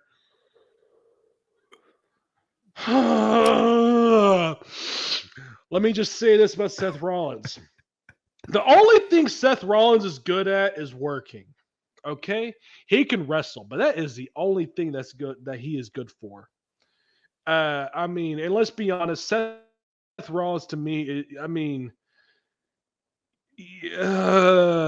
let's be honest. I hate his gimmick. Every time he gets on the fucking mic, I want to shoot my brains out. I want to rip my eardrums out of my fucking ears every time this guy screeches like that. I mean, you literally Seth Rollins is the kind of person that like every time he goes out there, you just go like, "Oh my god, please make it short and sweet. Get this guy off the goddamn mic," because he's just his promos are just him screeching. I mean, he sounds like Kamala Harris cackling every time he goes out to cut a fucking promo. I can't stand the guy. Okay, he's a good worker, but that's about all he's got. He ain't got shit else going for him. Other than he's married to Becky Lynch. Okay, what does that give you? Not a damn thing, okay? Becky is 10 times a wrestler, 10 times a promo than Seth Rollins ever could be. Becky Lynch could, cut a promo in her sleep, and Seth Rollins, and she could run circles around her own fucking husband. We obviously know who wears the pants in that relationship, and it's definitely not Seth Rollins. Because honestly, I have just absolutely had it with the guy. I mean, I really just want him to just go home, man. Job this guy out, get him the fuck out of the wrestling business because if I have to listen to him cut another fucking promo, oh, good Lord, rest in peace, my television, because that's exactly what's going to happen to it. I can't listen to this cackling, screeching, just gaga. There's just the it's the cartoonishness of Seth Rollins just irritates the living hell out of me to unbelievable proportions. Oh, what do you got? Well, here's the thing. I'm not a big fan of the current Seth Rollins character. But here's my problem with what he said. It's not that he's wrong necessarily. It's just how he said it. Like, I'm not gonna sit here and hate on somebody and then be like, "Oh, by the way, he paved the way for me to be here." Like, no, go all the way. If you're gonna go all the way, go all the way. I mean, I agree with him. Like, clearly, CM Punk, he's not the greatest person, and we know Logan Paul's not the greatest Oh, well, that's person. That's for obvious. sure. But and he's right. He is, I think a big part of it is for attention. I don't think all of it is. I don't. But Because he if, wouldn't if, put the if I time in. well, if I could cut in on that part right there, the Logan Paul thing. I think. I mean, yeah. Honestly, okay, yeah, I can see where he's doing it for fun. But on the other hand, it's like I don't think he's doing it for. I don't think he's doing it for attention. I mean, this guy is probably one of the most. I mean, he's millions of viewers on YouTube and social medias are just. I mean, blowing up. I mean, he gets enough attention as is. I mean, are you kidding me? Attention. He don't know. Logan Paul don't need jack shit. He don't need this shit. Well, to I be think. I mean, he's. fair, I know Go ahead. I know plenty of people who thrive off of attention. I'm not gonna name names, but you know who you are. And you're female, by the way. No chance she's listening to this, but never mind. We're just gonna keep moving. Sorry, I had to throw some digs in. Maybe I'll clip it and send it to her at 3 in the morning.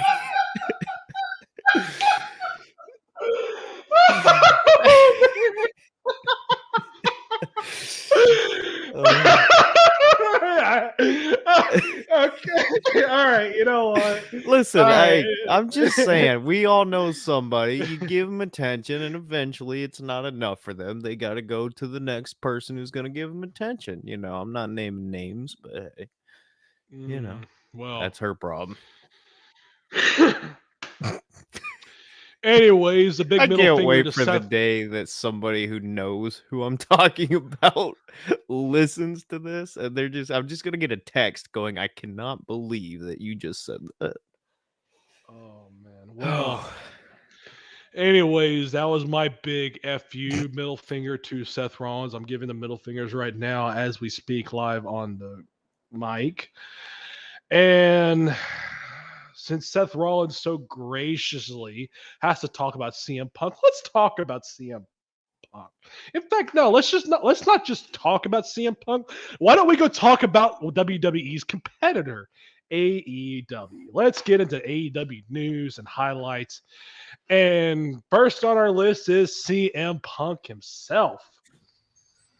And according to this latest news that we got, CM Punk is apparently ready to bury the hatchet and he's ready to come back to work. So obviously, we know CM Punk got suspended and definitely terminated, pretty much.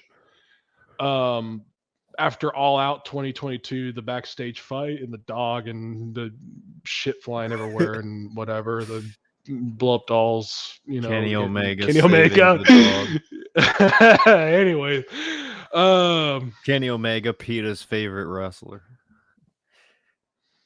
So apparently CM Punk is over here. He commented, let's see. Let me get into this.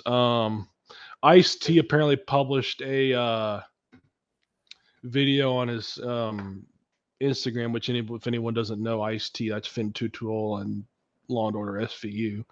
Great show, by the way. Rest in peace, Richard Belzer, Detective Munch. And Punk commented on the Instagram post. And anyways, apparently that one little comment that he posted on Ice-T's social media gave a lot of people insights and more details that apparently CM Punk is behind the scenes negotiating with Tony Khan a big return to AEW, and boy, could they use some talent because I mean, all the table smashing, Aubrey Edwards dropping on the heads, and wrestlers beating each other up, suspended. They could use some. They could really use a CM Punk. In all honesty, even though the way they've used CM Punk in that company has just been absolutely abysmal. So, recently Dax Harwood requested Punk to put his issues with the Elite aside and return to work in AEW, and Punk replied on the Instagram post, "Duh." So maybe they're hashing something out. Maybe we get to see CM Punk come back to AEW, which you know what? I mean, I hate what's happened to him, but they could really use some talent in there because what they got going on, it just ain't cutting the mustard, my man. So what else ain't cutting the mustard is you got anything to say on CM Punk coming back? Sorry. Bless you. Yeah, we're I all was sick I was around here, just man. about to say something, and as soon as I opened my mouth, I sneezed. Yeah, I obviously love CM Punk. Um, but does he deserve to come back? Probably not. Let's be honest. But they do need him, so I feel like that's the ultimate forgiveness as far as business goes. It's like, hey, you know, you did what you did, but at the same time, you were also the reason why we got ratings. So let's bring you back and let bygones be bygones. So that's Yeah. that's my thoughts. Anyways, before I ran over myself and forgot to give you the mic, something else that ain't cutting the mustard in AEW, their video game. Oh my gosh. Let's talk about that. Boy, what a disaster this has been. I mean, this is going to kill the company. I think, really. I mean, first they've had issues with their ESRB rating, which is the rating they give to video games. It's like television ratings.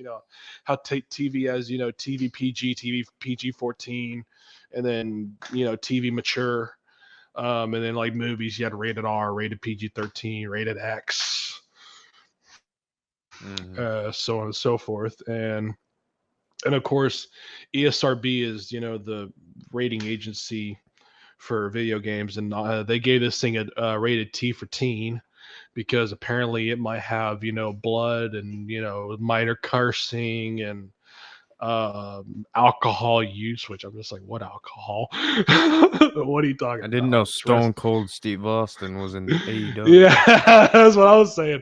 Uh, let's see. Kenny Omega recently did a podcast, something I don't know what it is. Podcast name Relevant. According to Kenny Omega, the ESRB rating was accurate. The game had to be scaled back to meet a rated T for teen classification. What do you mean it had to be scaled back? You like? Do you really like? Hold on.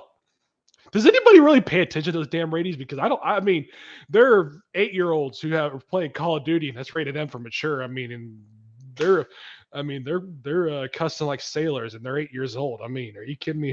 Who the hell pays attention to ratings, give video game ratings? I mean, if it's a video game, I see a video game, I'm gonna buy it. And every kid in America, they see a video game, they're gonna be like, "Mommy, buy it for me." Okay, whatever. I mean, who cares about? I mean, it's a video game. It's a fucking video game. Who cares that there's blood and guts? That's what makes video games so much fun because I mean they want is you know to see shit like that. And anyways, Omega discussed the need to reduce blood and violence in a game to meet the rating criteria.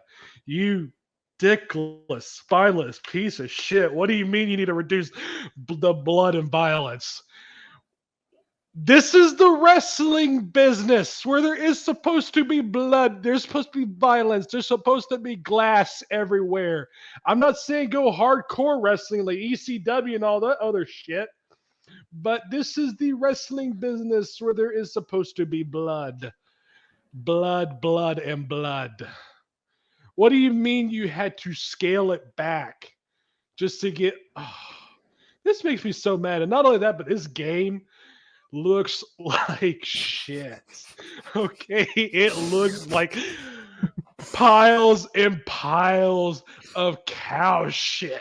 Okay, the graphics look like something that were from Nintendo 64 with the squares and the blocks for chess. Like, I mean, you remember those games back then, like how they were all blocky and square and they only had like 5 pixels and shit. That's what the AEW that's what the AEW game looks like.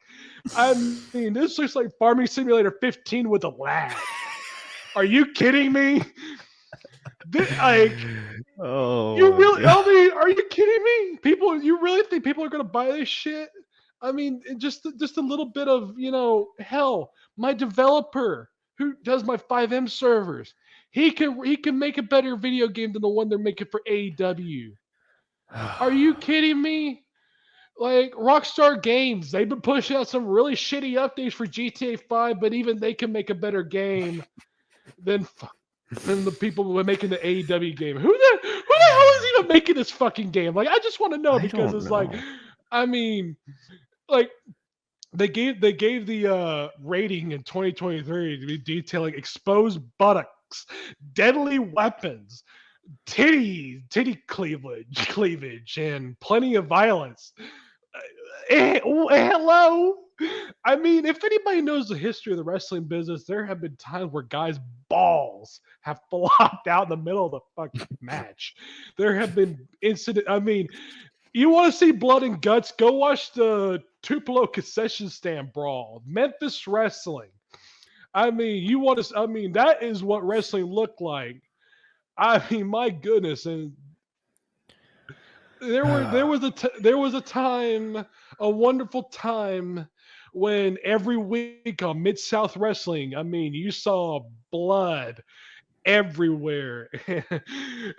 And then next week you tune into Mid South Wrestling. Not only will you see the blood stain from last week's bloodbath, you would see more blood. And it just, I mean, oh my goodness, really? We had to tone it down. First off, the first thing they need to do is they need to get a new video game developer because whoever the fuck is making this video game needs to be fired. They should have been fired long ago because I mean, my goodness, this looks like an N64 game from 1996. And now they're complaining they had to tone it down because of blood and guts. Good. Oh Oh my god. All right, I need a palate cleanser. What do we got next? Oh hold on. no. Hold on.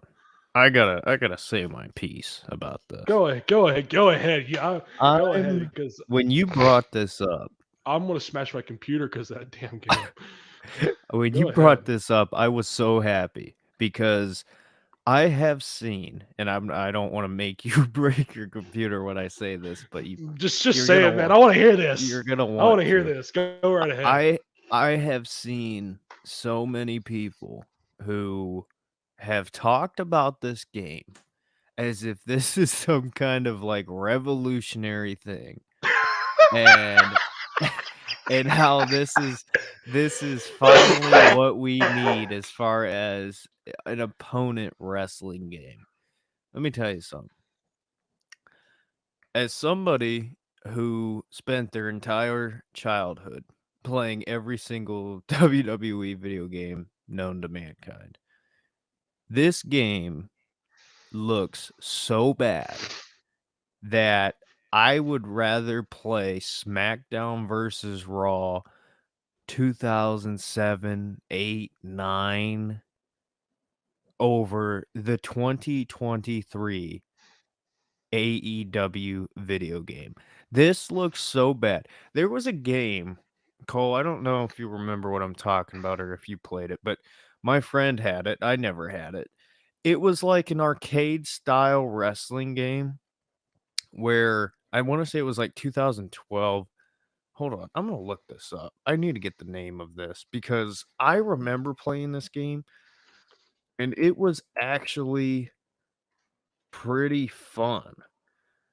Um, okay, I'm pulling it up here. I Oh want to say it my. was for the Wii. Yeah, I Let's mean, see. just Okay, the WWE All Stars. That's what it was called, right? And the entire purpose of this game was essentially to be over the top and kind of like almost superhero-esque version, I should say, of a wrestling game, right? In hindsight, I just looked this up and I'm looking at the graphics right now. They look the same as this AEW game. from a I mean, game and I'm looking at a screenshot of the fucking game right now, and let me tell you this, man, it looks like 1995, triangle titties I from mean, the whatever fuck the Lara Croft games. If that's the name of the I don't know what the series is, but I forgot. dude, It's this is Tomb it's Raider. literally I just pulled up a screenshot as well because I wanted to see a side by side. It's the same game. It It's looks the just exact same. And I'm talking about 2012. who How long ago has it been since 2012? I mean, I don't want to who the hell is making this game? Let me look this up.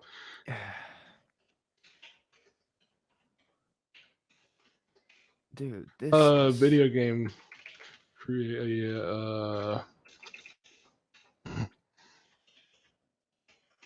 I it can't says believe Ukes and Ukes? Oh, okay. Thor So Uni. in case anyone wants to know who Ukes is, basically it's some guy that's double the size of Mark Madden. If anyone knows who I'm talking about, double the size of Mark Madden, and he lives in his mom's basement. Obviously in some hellhole in the middle of New York. I don't know. I mean, it's this is some guy with cookie crumb. Okay. Oh no, it's some Japanese. Okay, so it's some fat fucking basement in Osaka, Japan.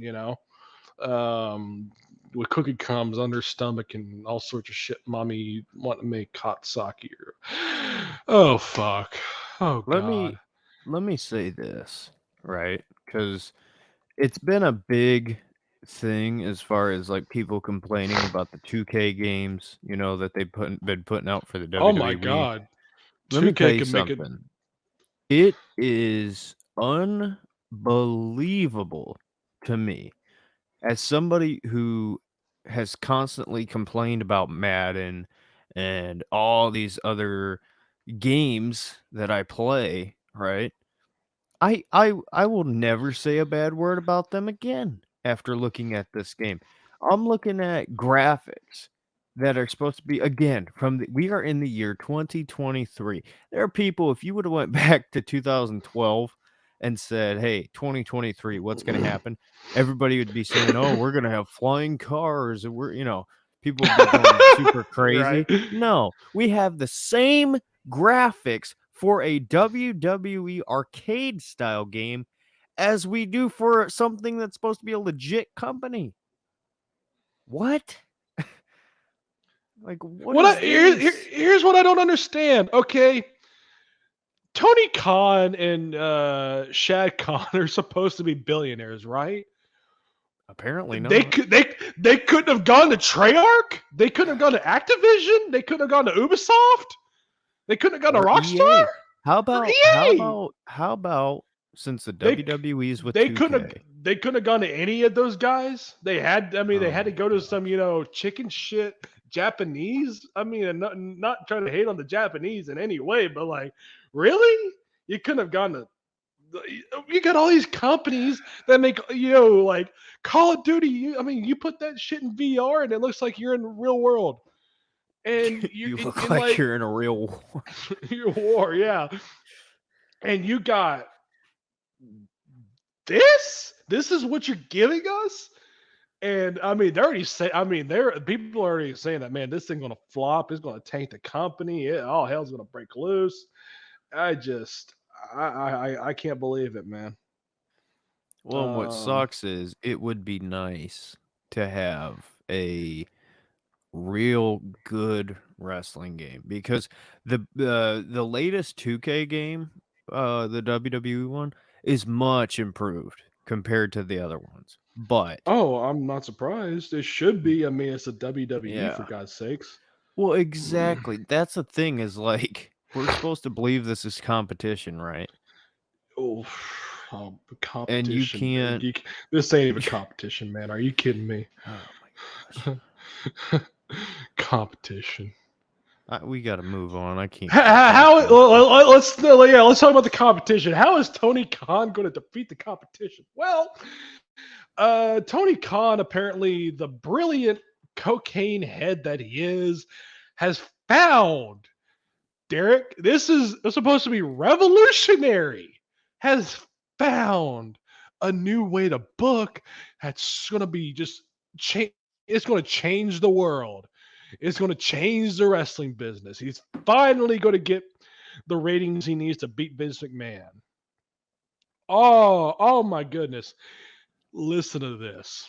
This is quote verbatim from Tony Khan from FightfulSelect.com. Okay, here we go. This is what he said. This is his new world changing, earth shattering booking philosophy. Here we go. I had a process. I already had a schedule of what I planned week to week in different stories with different matches and segments. At some point, I just inverted it. I realized I should tip this over. Instead of looking at the dates and building it out, I kind of flipped what column was and what the rows were and put the columns where the rows were. And now I organize everything like this is full gear. Now I feel like I'm more organized, even though it's all the same information. I'm just looking at it differently. It really helps. And then moving on, he's like, I was already, he's like, when he mentioned what kind of sheet looked like in a storyboard, whatever, he said, I was already doing that. We already had that. But I looked at it the other way and I was looking at the shows and I had the columns where, and out here were the different wrestlers and stories for some reason. I don't know why it should make that big of a difference. Flipping at the flow, working down the page, it looks a lot better. It works a lot better. And it's basically the same thing I was doing. I just flipped the page around and it help me even be more organized. Oh my! I moved the column here, I moved the row here, and I moved the column there, and I moved the column up, and I moved this row down, and I moved the column to the left, and I moved this column to the right, and I moved the date to the left, and I moved the storyline to the bottom here, left corner, and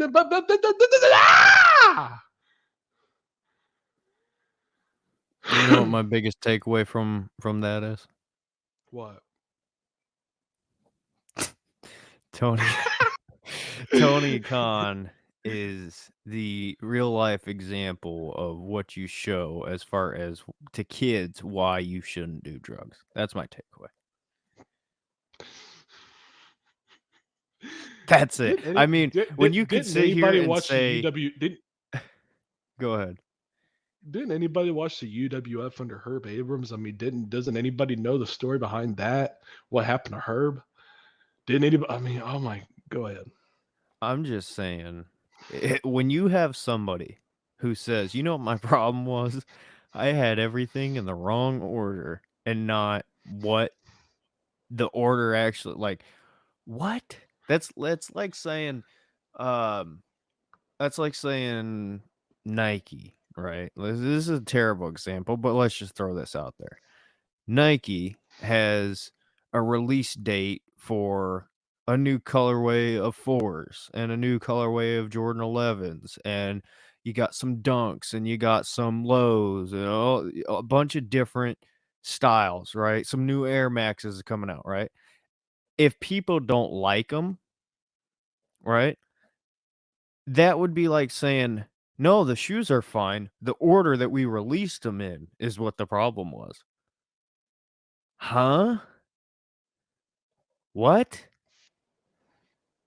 What? Like, in what world? I don't even understand how Tony Khan in his head could think that even makes sense. Like, that is such a crazy. Like, can you explain that to me? How that's even a thought? I don't know what I don't know if I can explain that, but I can't explain this. Apparently, Ring of Honor Tony Khan has found a new home for Ring of Honor on some third-rate streaming service that can only be found on Roku.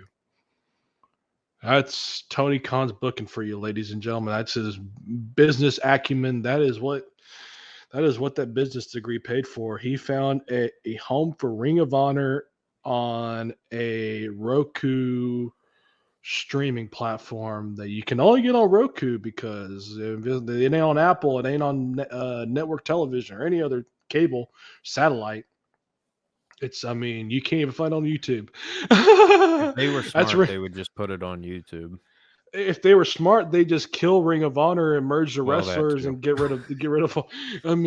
Yeah, Streamline that it down. too. But then again, we got a coke addict running a wrestling company who somehow has got billions of dollars and apparently moving a column one space to the left like it's a Excel spreadsheet somehow is a revolutionary way of booking. This is the guy that's supposed to be the competition to the biggest wrestling enterprise in history. And we get this? And you're supposed to be this rich billionaire that's supposed to be the smartest man in the universe, a wrestling genius. And not only is this how you're booking, but your executive vice president is Chris Jericho and Kenny Omega. Are you not? Well, no. What am I saying? Are you nuts? No shit. He's fucking nuts. I mean, God. I Too told bad he you doesn't. when Too I bad he saw doesn't him have in any nuts. person. When I saw him in person, and I saw him come out, talk to the crowd, run backstage, come back out, talk to the crowd, run backstage, and then come out again and start waving his arms, I was like, "Yeah, this guy's nuts." Oh God.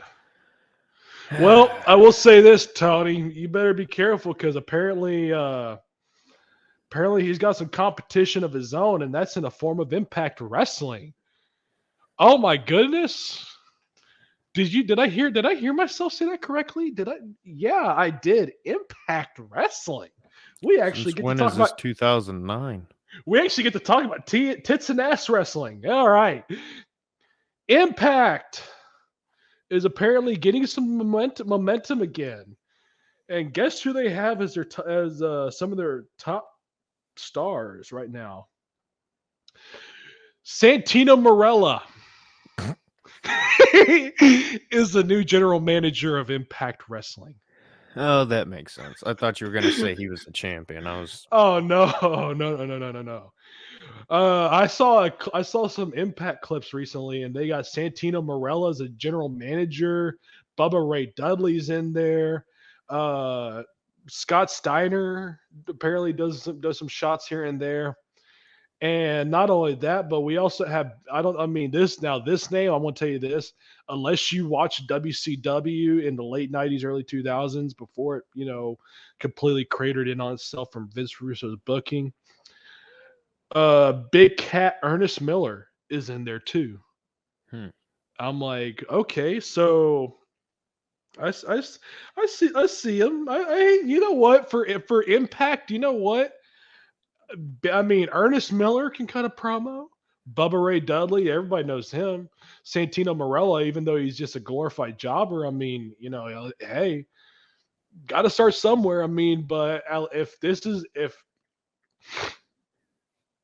how it's going, this is how it's going in Impact. I mean, for what Impact has been, this is kind of showing that hey, they want to get back on TV, on actual television, not some third-rate streaming service like Access or whatever the hell it is. So, anyways, now let's go to another promotion, Power Slap. No, I'm not.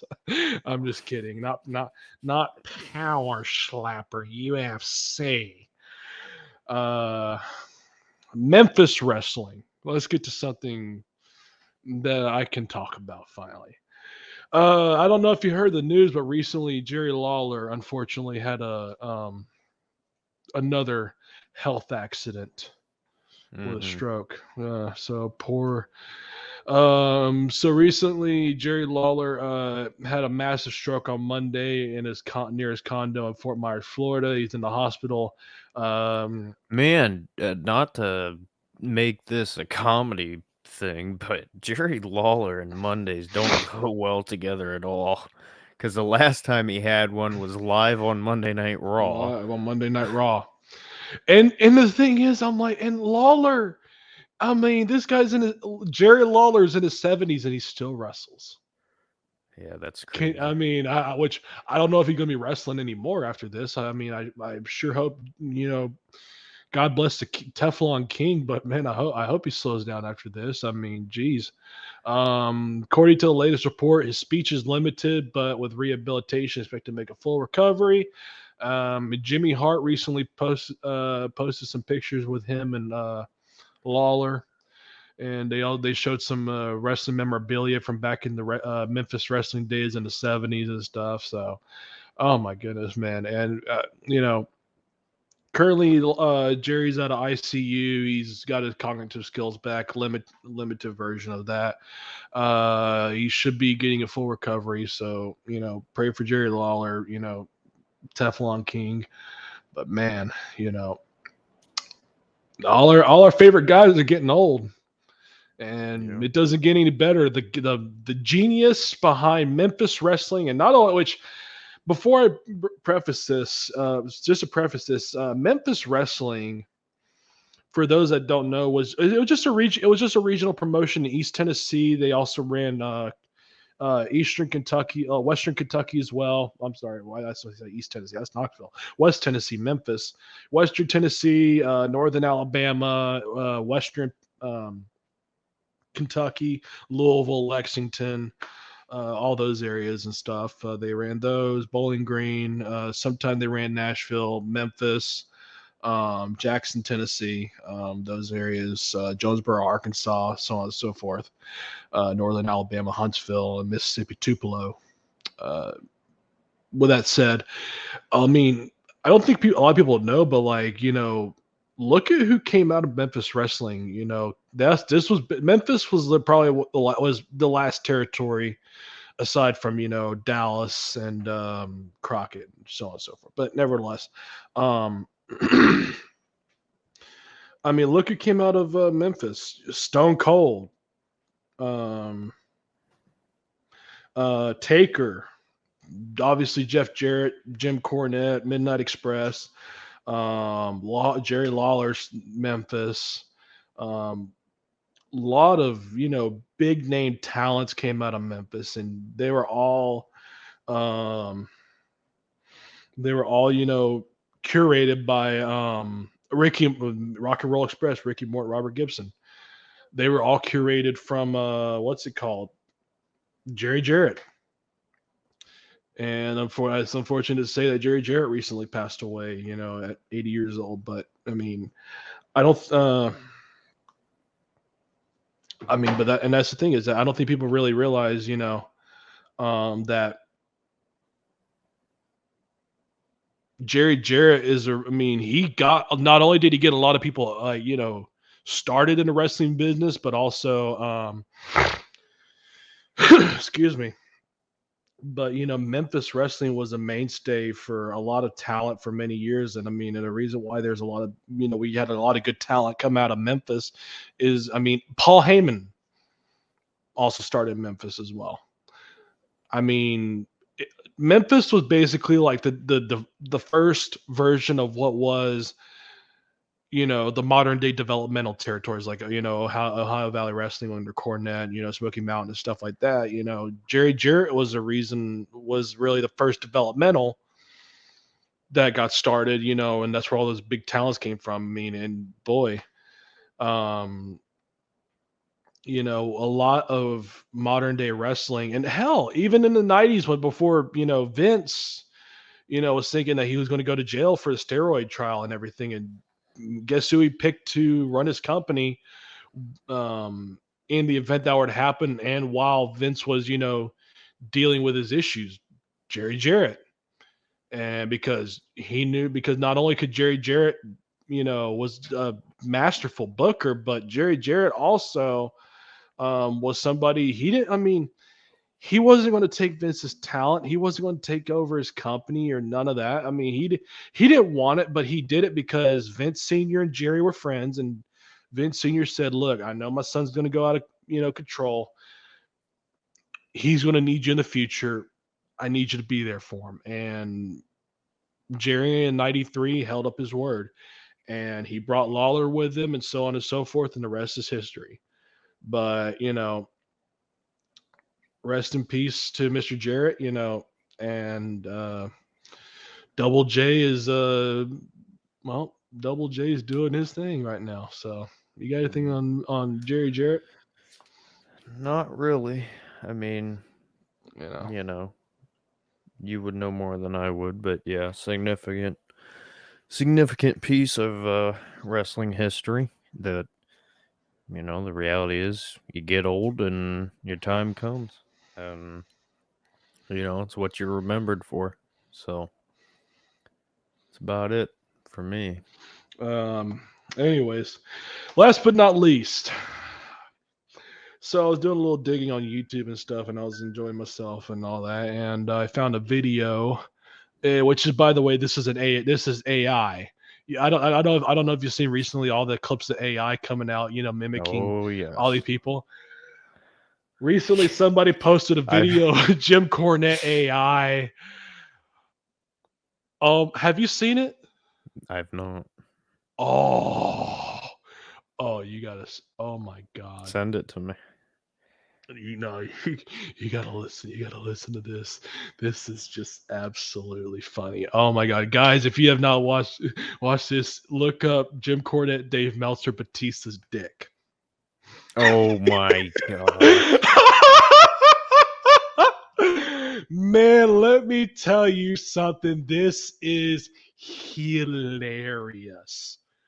Okay, this is all AI generated. Let me tell you what, they sound real as hell. I can't wait And to watch this. oh my goodness, I'm gonna shoot it. I'm gonna shoot it right over. I'm gonna shoot it right over to you right now. Just you give me 2 seconds. Let me tell you something, man. This is funny, as hell. But nevertheless, is there anything else you want to cover before we sign off for the night? Um no. The only other thing that I would say is obviously sorry for the lack of uploading, and I mean, I can't talk about it, but let me tell you something. When dominoes fall, they fall, and that is an understatement to say the least. So From I'm a 50-story skyscraper too. no kidding. So I'm gonna try to keep on a regular schedule, but there's a lot of things um changing and changing quickly, and that's we'll see. I can't talk about it, but as far as the uploading, it's not intentional. It's not anything like that. It's just you guys have no idea, and hopefully someday we'll be able to sit down and have a conversation about it, and I'm looking forward to that. So, but yeah, that's it for me. Well, nevertheless, ladies and gentlemen, coming up on the next podcast, we'll be reviewing the Elimination Chamber, and we'll also be covering more ratings from both promotions, and we'll be looking at more drama and more action from AEW and the WWE. So if you got this far in the video, please like, comment, subscribe, share it to your friends. And in the next one, I'm pretty sure we will have some much, much, much more interesting and also a very heavy review of Elimination Chamber and some WrestleMania news as well. Because obviously, now that Elimination Chamber is over with, I mean, we're recording, by the way, for those that don't know, we're recording this after Elimination Chamber aired. So we'll be getting a review out of Elimination Chamber in the next podcast. And also we'll be discussing, updates to WrestleMania and following the storyline between Cody, Sammy, and Roman. So Yeah. see you. Cole, before we go, I gotta ask you, how do you feel about WrestleMania being in Hollywood? Like, what's your opinion on that? I don't really have an opinion on it. It doesn't matter how you feel.